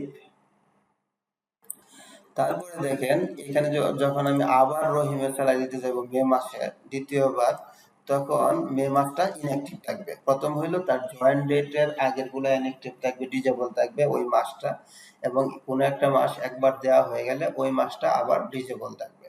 যেমন আমি এই রহিমের মূলত মে মাসের স্যালারিটা মূলত দিয়েছি। এখন আমি যদি যাই, দেখেন এখন মে মাসটাও ইনঅ্যাক্টিভ আছে, ঠিক আছে। এবং এখানে মূলত অ্যাডভান্সের যে ব্যাপারটা আছে ওইটার জন্য এটা ইনঅ্যাক্টিভ দেখা দিচ্ছে, তো অ্যাডভান্স আমরা সামনে 1 মাস ফরওয়ার্ড করে দিতে পারবো, ওটা সমস্যা সিস্টেমে করে দেওয়া যাবে। ওকে, এখন যদি আমি অন্য একটা এমপ্লয়ি দেই করিম, করিম দেওয়ার সাথে সাথে যে করিমের জানুয়ারি ফেব্রুয়ারি সবগুলাই আছে মূলত দিতে পারবে, কারণ করিম যেহেতু জয়েন করছিল 2025 সালে, তাহলে আমি জানুয়ারি মাসে স্যালারি নিতে পারবো, অথবা কারেন্ট মাসে নিতে পারবো, মে মাস 27,000 টাকা। এখন মনে করেন তার স্যালারিটা আমি কর্তন করতেছি যে 3,000 টাকা কর্তন। দেখেন কর্তন করার সাথে সাথে এখানে কিন্তু কমে আসতেছে, আবার কর্তনটা যদি উঠে দিই তাহলে 27,000। আবার যদি তার সাথে আমি বোনাস দিতে চাই যে 10,000 টাকা তাহলে আবার বোনাস দিলাম, তাহলে দেখেন 37,000 চলে আসছে। অর্থাৎ আপনি বোনাস দিলে এখানে অটোমেটিক্যালি যোগ হয়ে যাইতেছে, এবং যদি কর্তন করেন তাহলে এখান থেকে অটোমেটিক্যালি আরো কমে আসতেছে। তো আমি এখানে 3,000 টাকা কর্তন করলাম, কোন কারণে, যে ফর অ্যাবসেন্টের জন্য 3,000 টাকা কর্তন। এখন দিয়ে এটা আমি সাবমিট করলাম। তাহলে দেখেন যে তার বেসিক স্যালারি হলো 27,000 টাকা, ডিডাকশন করা আছে 3,000, নেট স্যালারি হলো 24,000 টাকা। ওকে, এটা যদি পে স্লিপ এখান থেকে পে স্লিপটা দেই, তাহলে এই যে এখানে থাকে বিস্তারিত সব ইনফরমেশন আছে। তারপরে এটা হলো স্যালারি রিপোর্ট। স্যালারি রিপোর্টটা অর্থাৎ এই যে আমি যদি মনে করি যে আমার এই মাসে 1 তারিখ থেকে আজকে আর একবার 31 তারিখ পর্যন্ত যে কি কি স্যালারি দেওয়া হয়েছে তার এখানে রিপোর্টটা চলে আসবে। দেখেন এখানে যে আমার এই এমপ্লয়ি গুলা এই মাসের মধ্যে এত টাকা স্যালারি দেওয়া হয়েছে, মূলত যে 62,000 টাকা স্যালারি দেওয়া হয়েছে। এখানে মূলত স্যালারি দেওয়ার কথা ছিল 68,000 টাকা, কিন্তু আমি দুইজন এমপ্লয়ি 5,500 টাকা কর্তন করা হয়েছে, আর এই জন্য দেওয়া হয়েছে মূলত অ্যাকাউন্ট থেকে টাকাটা গেছে 62,500 টাকা, এবং এটা চাইলে আমি প্রিন্ট করতে পারবো। এবং আমি যদি এখানে ইচ্ছে করি যে কোনো একজন এমপ্লয়িটা সিলেক্ট করে দেব, তখন ওই এমপ্লয়িটা আসবে, আর যদি কোনো একটা এমপ্লয়ি সিলেক্ট না করি তাহলে সবগুলো আসবে। আবার যদি আমি এখানে কোনো একটা মাস বলে দিই তখন ওই মাসেরটা আসবে। যেমন আমি মনে করি এখানে জানুয়ারি মাস দিলাম, দিয়ে সার্চ করলাম, এখন জানুয়ারি মাসে যে একটাও নাই, এই জন্য জানুয়ারি মাস আসে নাই। যদি আমি মে মাস দিয়ে সার্চ করি তাহলে মে মাসের যে স্যালারিগুলো থাকবে সেটা আসবে, যেমন মে মাসে 3 জন আছে, 3টা আসছে। আশা করি জিনিসটা বুঝতেছেন। আর আমি যদি কোনো মাসে সিলেক্ট না করি তাহলে এই ডেটের মধ্যে যেই মাসে নেই না কেন, দুইটা ডেটের মাঝখানে যে ডাটাগুলো আছে সবগুলো চলে আসবে, এবং এখান থেকে ক্লিক করলে আমি এই রিপোর্টটা পিডিএফ আকারেও পেয়ে যাব। ওকে, দেখেন এই যে পিডিএফ চলে আসছে। তারপর এখানে একটা আছে ডিউ রিপোর্ট। অর্থাৎ ডিউ রিপোর্টটা হইলো যে আমার এই জানুয়ারি মাসের বা ফেব্রুয়ারি মাস অথবা আগামী মাস যেটা আসতেছে এপ্রিল মাসের কত টাকা স্যালারি হবে সেই রিপোর্টটা আমরা এখান থেকে প্রিন্ট করতে পারবো। যেমন আমি মনে করেন 2026 মে মাস দিব, মনে করেন যে মে মাসে কাদের দিছি আর কাদের বাকি আছে এটা একটু স্যালারি দেখতে চাইতেছি। যেমন মে মাস দেওয়ার পরে আমার এই 3 জন এমপ্লয়ি কিন্তু পে হয়ে গেছে, দেখেন এই যে আসাদুল্লাহ, তারপরে এই কয়েকজনের মধ্যে যে বাকিগুলা পে হয়ে গেছে, এই জন্য এদের ডিউ স্যালারি 0। আর এই এমপ্লয়িটা এখনো স্যালারিটা পে করা হয় না, যেমন পেড কি নো, তাহলে তার 25,000 টাকা ডিউ আছে। অর্থাৎ আমার এই কয়েকজন এমপ্লয়ির মধ্যে একজন এমপ্লয়ি আমার এখনো 25,000 টাকা স্যালারি বাকি আছে। আমি যদি পরের মাসটা দেই যে জুন মাসের কারা কারা বাকি আছে, তো জুন মাসে দেওয়ার পরে দেখেন জুন মাসে সবারই বাকি আছে। অর্থাৎ জুন মাসে মূলত আমার যেহেতু এই সিস্টেমে 4 জন এমপ্লয়ি অ্যাড করা হয়েছে, তো 4 জন এমপ্লয়ি জুন মাসে আমার 80,000 টাকা স্যালারি আসবে। তাদের স্যালারি অনুযায়ী এখানে হিসাব চলে আসলো অটোমেটিক্যালি। যখন আমার বেশি এমপ্লয়ি থাকবে সবার এখানে কত টাকা কার স্যালারি আসবে, এই মাসে কত টাকা স্যালারি আমার দিতে হবে, এই রিপোর্টগুলো আমি এখান থেকে প্রিন্ট করতে পারবো। তারপর এখানে দেখেন ইনকামস। তো আমাদের একটা প্রতিষ্ঠান, যেহেতু এটা মাদ্রাসা, হাফিজিয়া মাদ্রাসা, তো হাফিজিয়া মাদ্রাসাগুলো মূলত দুইটা সিস্টেমে চলে। একটা হলো ছাত্রছাত্রীদের কাছ থেকে কিছু পেমেন্ট নেওয়া হয়, এই একটা ইনকাম। আর একটা হলো এই প্রতিষ্ঠানে বিভিন্ন শ্রেণীর মানুষ যারা ডোনার বা দান করে, তাদের এখানে মূলত তারা দান খয়রাত করে মাদ্রাসাটা চালায়। তো এই জন্য এখানে এটা হলো মূলত আদার্স ইনকাম গুলা, অর্থাৎ ছাত্রছাত্রীদের পেমেন্ট বাদ দিয়া যে ইনকাম গুলা থাকে, ওইটা মূলত সেই ইনকাম এখানে এটা বোঝানো হয়েছে। তো ইনকামের এখানে বিভিন্ন খাত থাকতে পারে, যেমন কোনটা, যেমন এখানে দুইটা খাত দেওয়া হয়েছে, যে মাসিক দাতা, অর্থাৎ এমনও হয় যে কোনো প্রতিষ্ঠানে একজন লোক সবসময় প্রতি মাসে একটা দান করবে, এটা তার নোট করা হয়েছে, করা হয়েছে, এই জন্য এটাকে মাসিক দাতা। বা মাদ্রাসার দোকান ভাড়া, অনেক সময় প্রতিষ্ঠানের কোনো একটা দোকান বা একটা অ্যাসেট থাকতে পারে, সেটার ভাড়া বাবদ একটা ইনকাম হইতে পারে, অথবা অন্যান্য কোনো একটা খাত হইতে পারে, যে জমি বাবদ। তো এখানে আমার টাইপ গুলো এভাবে কাত গুলা উল্লেখ করবো যে কি কি কাত আছে। যেমন এখানে মনে করেন আমি আরেকটা কাত উল্লেখ করতে চাইতেছি, যে মাদ্রাসার জমি বাবদ, মাদ্রাসার জমি বাবদ, এটা হলো একটা কাত বা ইনকাম আইটেম, অর্থাৎ কি কি টাইপের আমার ইনকাম গুলো হয়। এভাবে আমার যতগুলো ইনকাম আইটেম থাকবে সবগুলো অ্যাড করে নেবো। তারপর দেখেন অ্যাড ইনকাম। অ্যাড ইনকাম হলো এই যে এখন আমি কোন খাতের আন্ডারে অ্যাড করতে চাই, যেমন মাদ্রাসার জমি বাবদ, ডোনারকে, ডোনারটা আমার এখানে সিলেক্ট করতে হবে যে কোন ডোনারটা এখানে টাকাটা দিছে। তো এখানে দেখেন, এখানে আবার আরেকটা সিস্টেম হইলো যে এখানে যারা দান করবে এদেরকে মূলত বলা হইতেছে ডোনার। তো প্রথমে ডোনারটা আমার এখানে রেজিস্ট্রেশন করা থাকবে, অর্থাৎ এই প্রতিষ্ঠানে যখন কোনো একজন ব্যক্তি যদি 10 টাকাও দান করে, তার এখানে একটা স্টেটমেন্ট থাকবে, যে ডোনার নামে একটা তথ্য থাকবে। পরবর্তী সময়ে এই ডোনারকে আমরা যেটা করতে পারবো, এই ডোনারকে আমরা মনে করেন তার এখানে হিসাব নিকাশের একটা রিপোর্ট দিতে পারবো, তারকে আমরা বিভিন্ন সময় এসএমএস পাঠাতে পারবো ডোনারদের, কোনো শুভেচ্ছা জাতীয় এসএমএস বা কোনো একটা প্রোগ্রামের জন্য দাওয়াত দেওয়া বা আরো যে কাজগুলো থাকে। তো এখানে আমার ডোনার গুলো প্রথমে রেজিস্ট্রেশন করা লাগবে। যেমন আমি এখানে মনে করেন একজন ডোনার অ্যাড করতেছি,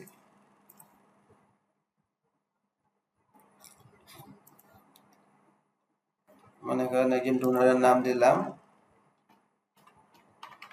করিম মিয়া, তার একটা মোবাইল নাম্বার দিলাম, মনে করেন করিম মিয়ার অ্যাড্রেস কোথায়, যে কিশোরগঞ্জ সদর। তা কার রেফারেন্সকে মূলত এই ডোনারটা আসে, সেই রেফারেন্সের ব্যক্তির নাম দেওয়া যাইতে পারে, যে রেফারেন্স। এখানে দেখেন আমি যখন একজন ডোনার অ্যাড করব, এই ডোনারের একটা সিস্টেমে পাসওয়ার্ড জেনারেট হইতেছে মূলত। এখানে ডোনারের একটা অ্যাক্সেসও থাকবে, লগ ইন অ্যাক্সেস। সে মূলত যখন লগ ইন করবে, সে কোন কোন তারিখে কত টাকা ডোনেট করতেছে, সেটা স্টেটমেন্টটা সে মূলত দেখতে পারবে। যখনই আমি একজন ডোনার অ্যাড করতেছি, ডোনারের একটা ভিতরে র্যান্ডমলি একটা পাসওয়ার্ড আমরা জেনারেট করতেছি। আবার এই আগেরটার মতো এই ডোনারকে আমরা অ্যাক্টিভ ইনঅ্যাক্টিভ রাখতে পারবো। আবার ডোনারের পাসওয়ার্ডটা অ্যাডমিন চাইলে এখান থেকে সেট করে দিতে পারবে।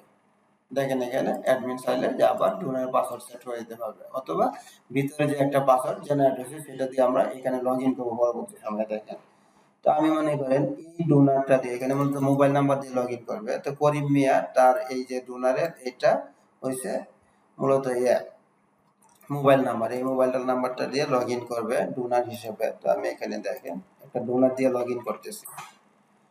আর যখন এই ডোনার দিয়ে লগ ইন করবো, তখন মূলত এই যে আমার বাম পাশের মডিউল গুলো আছে, সে এতগুলা পাইবে না, শুধুমাত্র সে পাইবে তার ইউজার নেম, পাসওয়ার্ডটা সে দেখতে পারবে, পাসওয়ার্ডটা চেঞ্জ করলে করতে পারবে, এবং তার স্টেটমেন্ট গুলা, সে কত টাকা দিছে না দিছে এটা দেখতে পারবে। যেমন আমি দেখেন এখানে এই ডোনার দিয়ে লগ ইন করতেছি, এবং সিস্টেমে যে পাসওয়ার্ডটা জেনারেট হয়েছে সেই পাসওয়ার্ডটা আমি মূলত এখানে দিতেছি। এটা যখন প্রতিষ্ঠানে অ্যাডমিন করবে, সেটা মূলত জানবে কত জেনারেট হয়েছে।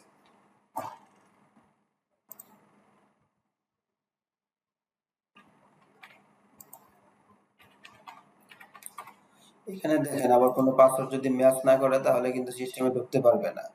তো পাসওয়ার্ড মনে হয় ভুল হয়েছে, তো আমি যেটা করব, নতুন করে আবার পাসওয়ার্ডটা জেনারেট করে নিচ্ছি।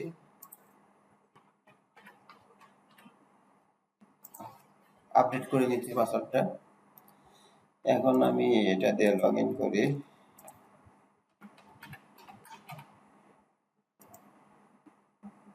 এখন দেখেন ডোনার হিসেবে প্রবেশ করবেন। প্রবেশ করার পরে এই যে ডোনার, তার একটা প্রোফাইল দেখতে পারবে যে এটা তার প্রোফাইল। ডোনার নাম হচ্ছে করিম মিয়া, তার অ্যাড্রেস কি, তার মোবাইল নাম্বার কি, তার পাসওয়ার্ডটা সে চাইলে আবার মডিফাই করে নিতে পারবে, যে current password, new password, again new password.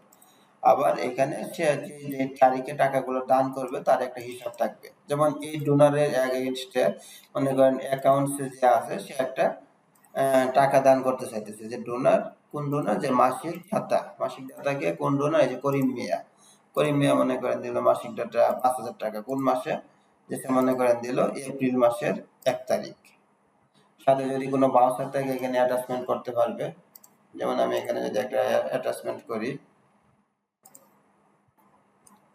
যে এটা মনে করেন অ্যাটাচমেন্ট করলো।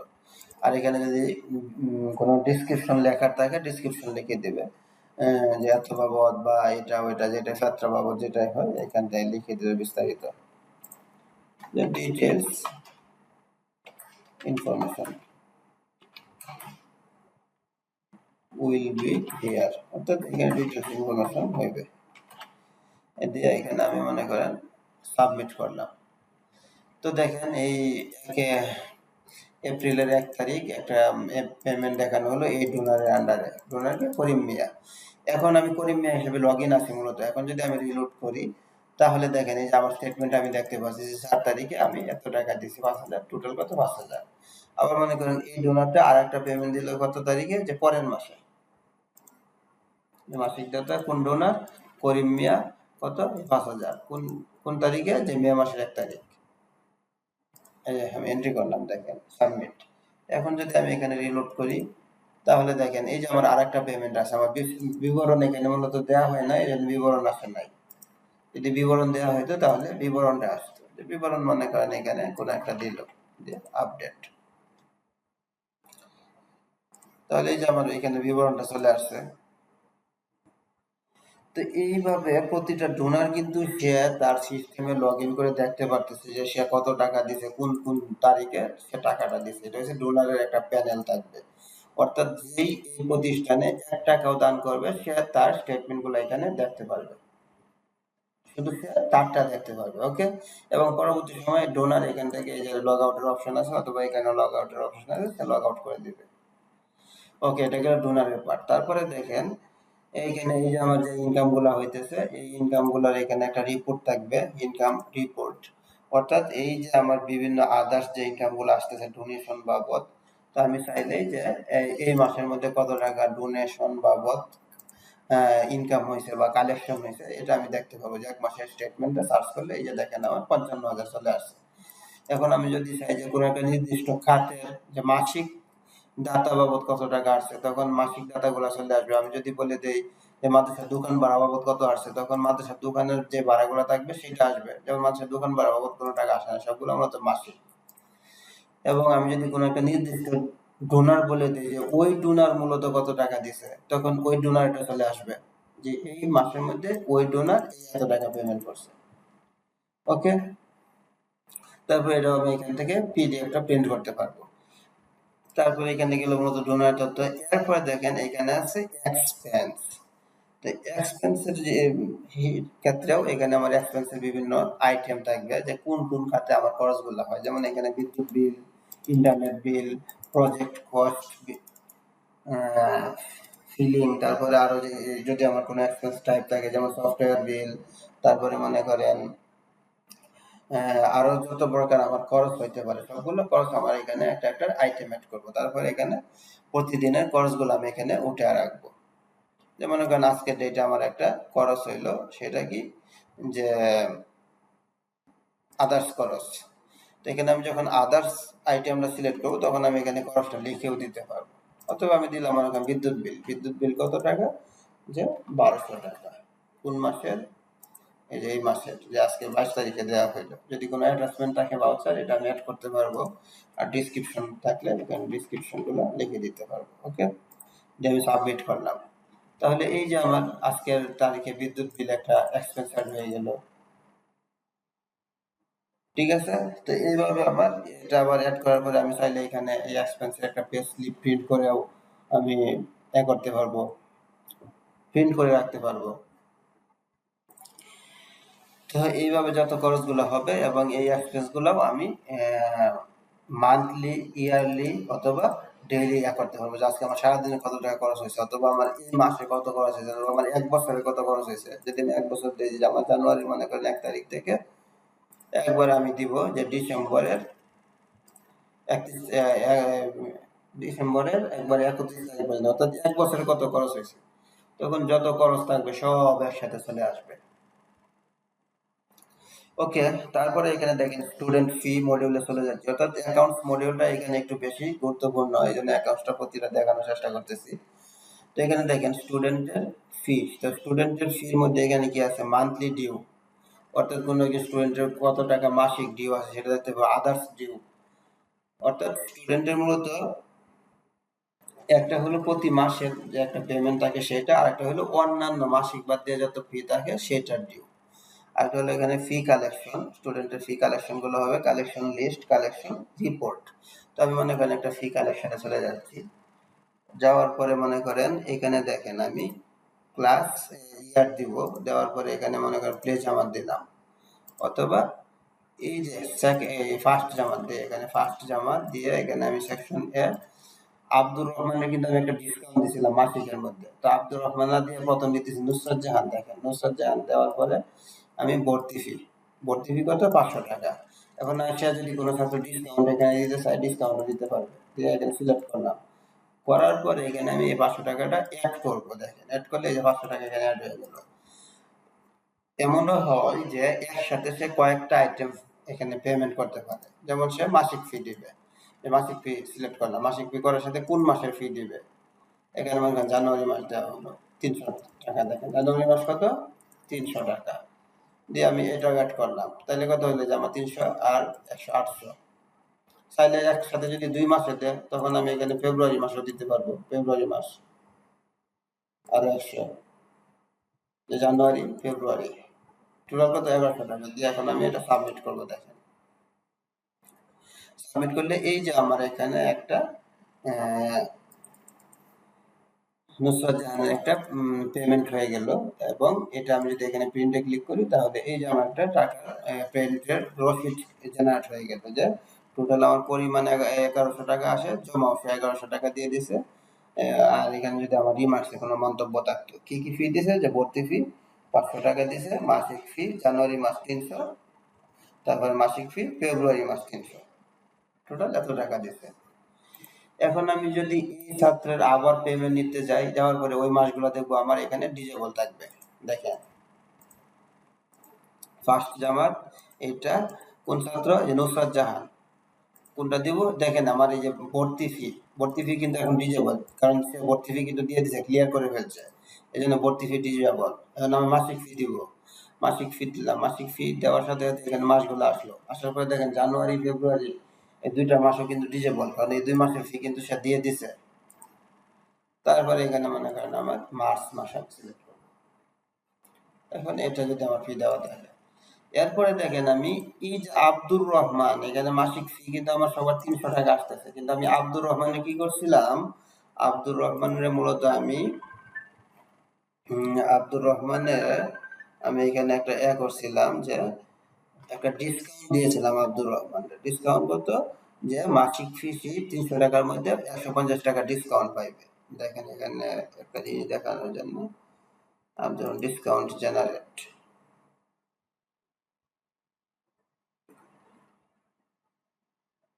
এই যে দেখেন যে আব্দুর রহমানের 300 টাকা মাসিক, এর মধ্যে ডিসকাউন্ট আছে 150। এখন আব্দুর রহমান আমি সিলেক্ট করতেছি, আব্দুর রহমান সিলেক্ট করার সাথে সাথে মাসিক ফি কত, এই যে তার দেখেন 150 টাকা, অন্য জন 300 ছিল কিন্তু তার 150। এখন কোন মাসের ফি দিতেছে সে, জানুয়ারি মাস মনে করেন দিয়ে এখানে দিল, আবার ফেব্রুয়ারি মাস দিল 300, যেহেতু তাকে আমি একটা ডিসকাউন্ট দিয়েছিলাম এই জন্য মূলত তার পরিমাণটা কমে আসছে। এখন যদি আমি এটা প্রিন্টে যাই, প্রিন্টে যাওয়ার পর দেখেন এখানে 150 এখানে চলে আসছে, বাকিটা কি ডিসকাউন্ট। তো এইভাবে মূলত আমরা ছাত্রছাত্রীদের পেমেন্টটা এখান থেকে নিব, তারপরে এখানে কালেকশন রিপোর্ট থাকবে, যে প্রতিদিন আমার কত টাকা কালেকশন হইলো, অথবা আমার এই মাসে কত টাকা কালেকশন হইলো, বা আমার বাৎসরিক কত টাকা কালেকশন হইলো, এবং কোনো একটা নির্দিষ্ট ফি ধরে আমি বলতে পারবো যে মাসিক ফি কত কালেকশন হয়েছে, বা কোন ক্লাসের কত হয়েছে, কোন সেকশনের কত হয়েছে, বা একটা নির্দিষ্ট ছাত্রের বাবদ কত টাকা কালেকশন হয়েছে, সব আমি এই রিপোর্টগুলো দেখতে পারবো। তারপরে এখানে দেখেন ব্যাংকের একটা স্টেটমেন্ট থাকবে। ব্যাংকের স্টেটমেন্টটা কি, যে আমাদের প্রতিষ্ঠান চালাতে যে অনেক সময় আমার প্রতিষ্ঠানের নামে ব্যাংকে 1-2টা অ্যাকাউন্ট থাকতে পারে, যেমন ইনস্টিটিউট, যে আমার ইনস্টিটিউটের যে নামটা, ঠিক আছে, যে আমার ইনস্টিটিউটের এটার নাম। তারপরে দেখেন যে ব্যাংক নেম।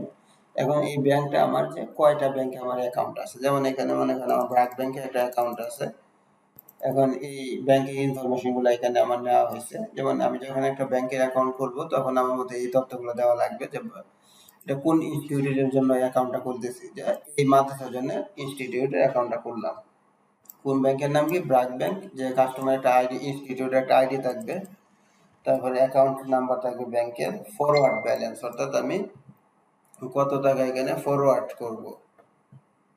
ওকে, তো এখানে মনে করেন যে যে টাকাটা জমা দিয়ে মূলত অ্যাকাউন্টটা খোলা হয়, তারপর রেফারেন্স নাম্বার যদি ব্যাংকের থাকবে, ব্রাঞ্চ কোন ব্রাঞ্চে, অ্যাকাউন্টের টাইপ কি সেভিং অ্যাকাউন্ট, তারপরে ফরওয়ার্ড পয়েন্টস কত, তারপরে এখানে দেখেন যে bank Swift, bank email, bank website, bank mobile number, ব্যাংকের অ্যাড্রেস, ব্যাংকের ফটো, সবগুলা দিয়ে মূলত আমি একটা ব্যাংকের অ্যাকাউন্টটা, অর্থাৎ ব্যাংকে অ্যাকাউন্ট খুলতে গেলে যে ইনফরমেশনগুলো থাকে সেটাও আমার এই সফটওয়্যারে এন্ট্রি করে রাখবো।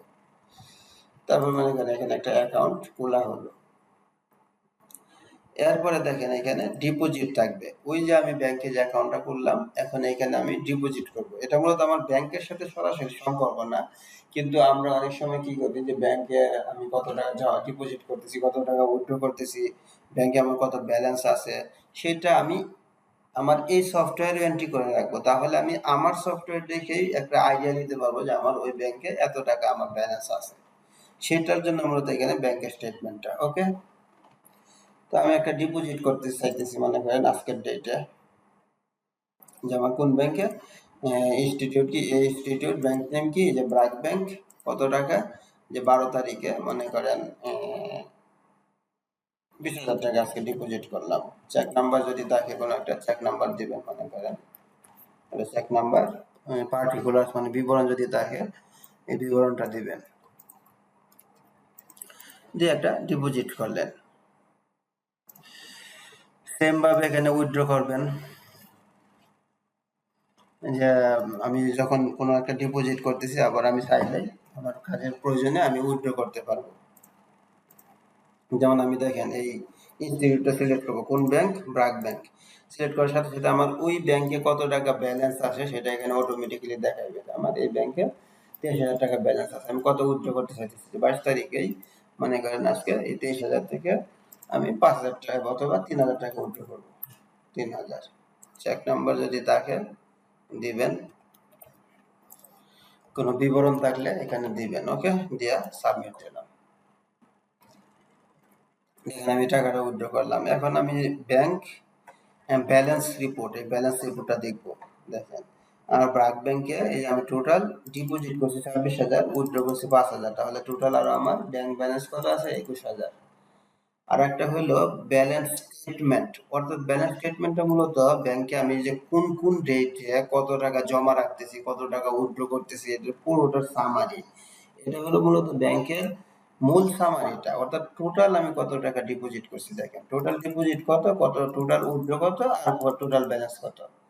আর এটা হলো ব্যাংকের স্টেটমেন্ট। ব্যাংকের স্টেটমেন্টটা মূলত কি, যে আমি কোন কোন ডেটে কত টাকা করতেছি, এটা পুরো সামারিটা একবার চলে আসবে। যেমন আমি কোনটা, যে কোন ইনস্টিটিউট, এটা এই মাদ্রাসা, কোন ব্যাংক, ব্র্যাক ব্যাংক, এখন কোন মাসের সময়টা দেখতে চাইতেছি, যে আমার এই 1 তারিখ থেকে আজকে একবারে 31 তারিখ পর্যন্ত, যে পুরো মাসের সময়টা দেখবো। যে সার্চ সার্চ করার পরে দেখেন এই যে পুরো মাসের স্টেটমেন্ট এখানে চলে আসছে। দেখেন এখানে এই যে ব্যালেন্স ফরওয়ার্ডে যখন আমার অ্যাকাউন্টটা খোলা হয়েছিল 1,000, তারপরে এখানে আবার 17 তারিখে ডিপোজিট করা হয়েছে কত, 5,000, তাহলে কত হয়েছে আমার, এই যে 1,000 আর 5,000 6,000। আবার কত, 21 তারিখে আমার একটা উইথড্র করা হয়েছে 2000, তাহলে কত হয়েছে 6000 থেকে উইথড্র 2000 করা হয়েছে কত 4000। আবার দেখেন 22 তারিখে আবার কি করা হয়েছে, আমার 20,000 টাকা ডিপোজিট করা হয়েছে, তাহলে 4000 আর 20,000 তাহলে কত হইলো 24,000। তারপরে আবার দেখেন 24,000 থেকে আবার 22 তারিখে আমার 5,000 টাকা কি করা হয়েছে উইথড্র, তাহলে কত হয়েছে, ও 24 তারিখে এখানে দেখেন 3,000 টাকা করা হয়েছে উইথড্র করা হয়েছে, তাহলে এই যে 24 থেকে 3 গেলে 21,000। এখন এই যে আমার কারেন্ট ব্যালেন্স কত আছে 21,000। এখন এটা যদি আমি এখানে প্রিন্ট অপশনে চলে যাই, তাহলে এই যে আমার ব্যাংকের স্টেটমেন্টটা আমি এখান থেকে আবার পুরোটা প্রিন্ট আকারে নিতে পারবো। ওকে, তারপরে আরেকটা জিনিস দেখেন, ভিডিওটি অবশ্য অনেক বড় হয়ে যাচ্ছে। এই যে আমার এখানে ডেইলি ট্রানজ্যাকশন, এই ডেইলি ট্রানজ্যাকশনটা কোনটা, এই যে আমি এখানে এতক্ষণ বিভিন্ন কাজকর্ম করলাম, যে আমার এখানে এমপ্লয়িদের স্যালারি নেওয়া হইলো, আমার কোন কোন খাতে কত ইনকাম হইলো, তারপর আমার বিভিন্ন খাতে আমার খরচ হইলো, আবার স্টুডেন্টের বাবদ পেমেন্ট হইলো, আমি ব্যাংকে কত টাকা রাখতেছি, এইটার এখানে একটা ডেইলি ব্যালেন্স শিট থাকবে। যেমন আমি এই মাসের একটা ব্যালেন্স শিট দেখতে চাইতেছি, দেখেন এত তারিখে, এত তারিখ দিয়ে আমি যখনই সার্চ করব দেখেন আমার একটা ওপেনিং এবং একটা ক্লোজিং থাকবে। যেমন দেখেন আমার এত তারিখে 5 তারিখে আমি ওপেনিং শুরু করছিলাম 5,000 টাকা দিয়ে, তারপরে স্টুডেন্টের পেমেন্ট হয়েছে 900 টাকা, এবং আদার্স ইনকাম বলতে কোনটা, আমার ওই যে আমার অ্যাকাউন্টস মডিউলের মধ্যে যে বিভিন্ন ডোনেশন বাবদ যে টাকাটা আসতেছে এটা হচ্ছে আদার্স ইনকাম। তো আদার্স ইনকাম বাবদ হচ্ছে আমার 5,000, তাহলে কত আমার এখানে ওপেনিং আমি দেখেন শুরু করছি 5,000 টাকা নিয়ে, অর্থাৎ 5 তারিখে 1 তারিখের আগে আমার 5,000 টাকা ওপেনিং ছিল, এর সাথে আবার 900 যোগ হয়েছে। এই 900 কোন পারপাসে, যে স্টুডেন্টের পেমেন্ট, দেখেন আমি একটু যোগ করে দেখাই স্টেটমেন্ট গুলো ঠিক আছে কিনা, যে 5,000 যোগ 900, তারপরে আবার আদার্স বিভিন্ন এই যে ডোনেশন বাবদ আবার এখানে আসছে 5,000 যোগ 5,000, তাহলে আমার কারেন্ট ব্যালেন্স কত হয়ে যায় 10,900। অর্থাৎ আমার ওপেনিং এর সাথে এই ইনকামটা পেমেন্টের এবং আদার্স ইনকাম দুইটা যোগ হয়ে এটা হবে আমার কারেন্ট ব্যালেন্স যে 10,900। তারপর দেখেন এইটা থেকে আমার ব্যাংকে কত টাকা এখানে ব্যালেন্স আছে, যে আমার ওই দিনে ব্যাংকের ব্যালেন্স ছিল 10,000 টাকা, এই যে ফরওয়ার্ডের যে ব্যালেন্সটা, আর এই ওই দিনটা আমার কোনো ক্লোজিং হয়নি, এই জন্য আমার 10,900 টাকা, অর্থাৎ ব্যাংকের ব্যালেন্সটা এটা এইখানে থাকবে, লাস্টে এসে এখানে যোগ হইবে। এটা দেখাইতেছি, দেখেন বুঝাইতেছি যে আমার এই পুরো রিপোর্টটা, তাহলে ওই দিন আমার কত ক্লোজিং আছে, এই যে 10,900 টাকা আমার ক্লোজিং, এই ব্যাংকের হিসাবটা কিন্তু বাদ দেখেন, ব্যাংক ডিপোজিট উইথড্র এটা হচ্ছে ব্যাংকের কারেন্ট ব্যালেন্সটা। যেমন এখানে দেখেন আমার এখানে একটা ছিল ব্যাংকের স্টেটমেন্ট ব্যাংক ব্যালেন্স, এই যে ব্যাংক ব্যালেন্স কত আমার 21,000 টাকা, এই যে এখানে মূলত আমার এই যে 21,000 টাকা, এটা হলো ব্যাংকেরটা, কত আমি ডিপোজিট করতেছি কত উইথড্র করতেছি, কারেন্ট ব্যাংক ব্যালেন্স কত আছে। আচ্ছা 17 তারিখে চলে যায়, 17 তারিখে দেখেন এই যে আমার আগের দিনের ক্লোজিংটা 10,900 টাকা আমার এই ওপেনিং এ চলে আসছে, এর সাথে আবার আমার স্টুডেন্টে ওই দিন পেমেন্ট করে নাই, আদার্স ইনকাম আসে নাই, তাহলে আমার কারেন্ট ব্যালেন্স কত 10,000 এত। এরপরে আমার কি হয়েছে, যে এইখানে দেখেন আমি ব্যাংকের হিসাবটা, যে আমার এখানে ছিল আগের দিন 1,000, আরো আমি ডিপোজিট করছি কত 5,000, তাহলে ব্যাংকের ব্যালেন্স হচ্ছে 6,000, আর এখানে আমার 10,900 টাকা কারেন্ট ব্যালেন্স ছিল, এইখানে আমি এক্সপেন্স দেখাইছি 2,000 টাকা, তাহলে আমার এই যে 10,900 টাকা থেকে 2,000 চলে গেলে আমার থাকতেছে 8,900। এরপরে 8,900 টাকা আবার এখানে ওপেনিং চলে আসছে, এর সাথে আবার আদার্স ইনকাম হয়েছে কত 25,000, এটা মিলে 23,900, এখানে আবার খরচ নাই, তাহলে এই যে 23,900 ক্লোজিং, তারপরে আবার 23,900 এখানে ওপেনিং এ চলে আসছে, এইখানে আবার 23,900 কার্স ব্যালেন্স, যার সাথে ইনকাম প্লাস স্টুডেন্ট পেমেন্ট আসে নাই। এরপরে এখানে দেখেন এমপ্লয়ি স্যালারি বাবদ আমার এত টাকা খরচ হয়েছে, কারণ এই দুইটা কিন্তু আমার এক্সপেন্স আর এই দুইটা মূলত আমার ইনকাম, তাইলে আমার এখানে ক্লোজিং চলে আসছে কত এখন 20,900। এরপর দেখেন 20,900 ওপেনিং, এটার সাথে আমার দুইটা ইনকাম হয়েছে, যে ছাত্র পেমেন্ট এবং এটা মিলে হয়েছে আমার 47,000 টাকা কারেন্ট, কিন্তু আমার এমপ্লয়ি স্যালারি দিয়ে দিয়েছে ওই মাসে কত 49,000 টাকা, আমার মাইনাস ফিগারে চলে গেছে কত 2,200 টাকা, এখন মাইনাস ফিগার 2,200 ওপেনিং, এই যে এটা, এর মধ্যে আবার কি হয়েছে আমার এই যে আরো 1,200 টাকা আমি এক্সপেন্স করছি, তাহলে মাইনাস ফিগারে আমার 3,000 টাকা, এর সাথে মূলত আমার এই ব্যাংকের ব্যালেন্সটা যোগ হয়েছে, দেখেন এখন ব্যাংকের ব্যালেন্সটা মূলত আমার এই টাকাটা মূলত আমার ব্যাংকে আছে। ব্যাংকের টাকাটা মূলত আমি এই যে আমার এইখানে ক্যাশে যে টাকাটা থাকে ওই টাকাটাই মূলত আমি ব্যাংকে রাখি। যেহেতু আমার ব্যাংকে রাখা হয়েছে তার মানে এই আমার ইনকাম টিনকাম আবিজাবি থেকে মূলত টাকাটা ব্যাংকে রাখা হয়েছে। এই জন্য ওই টাকা এবং এই টাকাটা ক্লোজিং যেটা থাকবে এইটা মূলত যোগ হয়ে আমার যেটা থাকবে এইটা মূলত ক্যাশ, কিন্তু আমার দুইটা মূলত এখন মাইনাস ফিগারে আছে, অর্থাৎ এখানে ক্লোজিং আমার এত এবং ব্যাংকে মূলত এত। তো এটা হলো আমার ব্যালেন্স শিট। ওকে, তারপর আরেকটু দেখাই, এই যে হোস্টেল নামে একটা মডিউল থাকবে। তো হোস্টেলের এখানে ইনকামের মধ্যে add income, income list, income report. তো অ্যাড ইনকামের মধ্যে মূলত ওই যে হোস্টেলে যে ছাত্রগুলা থাকবে তাদের মূলত ইনকামটা এখানে থাকবে। যেমন একটা তারিখ আমি এখানে দিব, দেখেন 22 তারিখ, কত অ্যামাউন্ট, যে মনে করেন 2000 টাকা।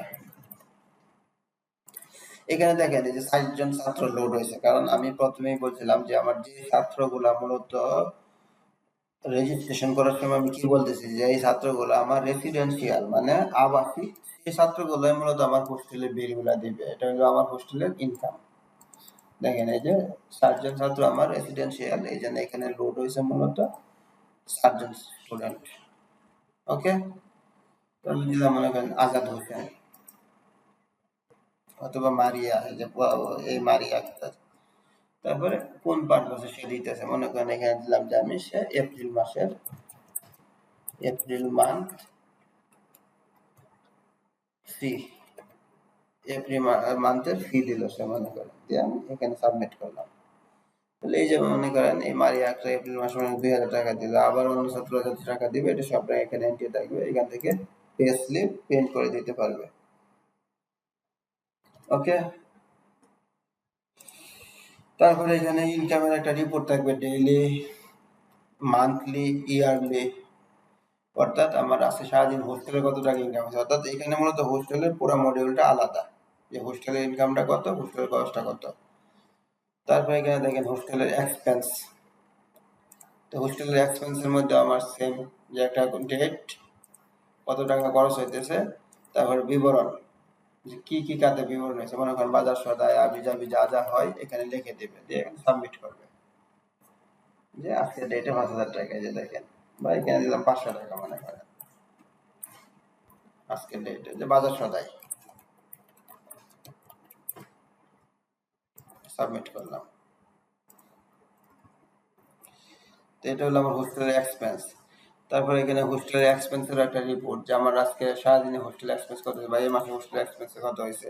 এরপর হচ্ছে ডেইলি ট্রানজাকশন রিপোর্ট, এটা হলো হোস্টেলের ট্রানজাকশন রিপোর্ট, অর্থাৎ হোস্টেলের আমার এখানে আমি 1 তারিখ থেকে মনে করেন এই 31 তারিখ পর্যন্ত দিতে চাইতেছি যে আমার এই মাসে হোস্টেলের আমার ব্যালেন্সটা কি আছে। তো এখানে দেখেন হোস্টেলের ব্যালেন্সটার মধ্যে ওই রিপোর্টটার মতোই এখানে দেখেন যে স্টুডেন্টের পেমেন্ট এবং কোন ছাত্রগুলো পেমেন্টটা দিতেছে তাদের নাম, এক্সপেন্স, কোন খাতে এক্সপেন্স হয়েছে তার ডিটেলস এবং ক্লোজিংটা। এটা মূলত আমার এই হোস্টেলের ক্লোজিং যে রিপোর্টটা। যেমন আমার দেখেন একদিনে আমার ওপেনিং 0 ছিল, ছাত্র পেমেন্ট করছে কত, 5000, আমার কারেন্ট ব্যালেন্স 5000, কোন ছাত্র করছে ও তার তথ্য। তারপরে ওই দিন আমার এক্সপেন্স হয় না, এই জন্য 5000 ক্লোজিং। তো এই 5000 পরের দিনে কি চলে আসছে ওপেনিং এ, ওই দিন কোনো আমার ছাত্র পেমেন্ট করে নাই, তার মানে কারেন্ট ব্যালেন্স 5000, তার মধ্যে আমার খরচ হয়েছে কত, 10000, এই যে মুরগি আবিজাবি কিনা হয়েছে। তারপরে এখানে দেখেন মাইনাস খরচ হয়েছে 5000, এই 10000 যেহেতু চলে গেছে, আমার ক্যাশ ছিল 5000, তাহলে আরো মাইনাস ফিগার আছে 5000, এই মাইনাস ফিগার চলে আসছে ওপেনিং এ। এর সাথে আমার ওই দিন আবার ছাত্ররা পেমেন্ট করেছে 25000 টাকা, জুমা আক্তার, আমার তাহলে কত হচ্ছে 20000, যেহেতু মাইনাস ফিগার 5, এখানে 25 চলে গেলে 20000, এই যে ক্লোজিং 20000, আবার 20000 ওপেনিং, এর সাথে 2000 আবার যোগ, মারিয়া পেমেন্ট করেছে 22000, 22000 ক্লোজিং, আবার 22000 ওপেনিং, এর থেকে 500 টাকা খরচ, তাহলে 21500। ওকে, এটাও আমি এখান থেকে প্রিন্ট করতে পারবো। তারপরে এখানে দেখেন এসএমএস এর এখানে পার্ট থাকবে, স্টুডেন্টরা আমি নোটিশ পাঠাইতে পারবো, ডোনারদের নোটিশ পাঠাইতে পারবো, এমপ্লয়ীদের নোটিশ পাঠাইতে পারবো, এসএমএস ম্যানুয়াল, অর্থাৎ ম্যানুয়ালেও আমি কোনো এসএমএস দিতে পারবো। যেমন স্টুডেন্টের নোটিশের ক্ষেত্রে আমি যেটা করবো, এখানে আমার কি কি ফিল্ড ম্যান্ডেটরি দেখেন, আমি যদি এখানে কোনো একটা ইয়ার দেই আর যে নোটিশটা লিখি, সব ক্লাসের ওই ইয়ারের যতগুলা থাকে সব ক্লাসে চলে যাবে। আর যদি আমি কোনো একটা নির্দিষ্ট ক্লাস বলে দেই, ওই ইয়ারের ওই ক্লাসের সবার কাছে যাবে। আবার আমি যদি সেশন বলে দেই, তাহলে ওই ইয়ার, ওই ক্লাস, ওই সেশনের ওই ছাত্রগুলোর কাছে যাবে। ওকে, সেম ভাবে আমার ডোনার নোটিশ, ডোনারদের ক্ষেত্রে আমি কোনো একটা এসএমএস লিখতেছি, যারা আমার সিস্টেমে ডোনার আছে সবার কাছে এসএমএসটা যাবে। এমপ্লয়ি নোটিশ, এমপ্লয়ি নোটিশের ক্ষেত্রেও আমি এখানে কোনো একটা এসএমএস লিখতেছি, এই যে আমার সিস্টেমে যারা এমপ্লয়ি আছে তাদের কাছে এসএমএসটা যাইবে। এসএমএস ম্যানুয়াল, এসএমএস ম্যানুয়াল মানে কি, যে আমার মনে করেন 4-5 জন ব্যক্তির কাছে আমার একটা নির্দিষ্ট এসএমএস চলে যাওয়ার পাঠানো দরকার, তখন আমি কি করব, নাম্বারটা এখানে কমা আকারে দিয়ে লিখবো যে টু নাম্বার, তারপর এখানে আমার মেসেজটা, যেমন আমি এখানে মনে করেন একটা নাম্বার লিখবো কমা, আর একটা নাম্বার লিখবো কমা, এভাবে আমার যেটা নাম্বার দরকার হয় 3টা নাম্বার, তারপরে এখানে যে মেসেজটা দিতে চাইতেছি সাবমিট করলেই আমার ওই ব্যক্তির গুলার কাছে আমার একটা মেসেজ চলে যাবে একটা ক্লিকের মাধ্যমে। তো এই মূলত আমাদের সফটওয়্যার। এখানে আরো বিস্তারিত থাকবে, আমরা যখন সফটওয়্যারটা প্রোভাইড করি তখন হয়তো আরো ট্রেনিং প্রদান করা হয়, যেহেতু এটা ভিডিও এই জন্য মোটামুটি ভাবে দেখানো হয়েছে। তো আশা করি বুঝতে পারছেন। তো সবাই ভালো থাকেন, সুস্থ থাকেন, এই কামনায় বিদায় নিচ্ছি। আল্লাহ হাফিজ।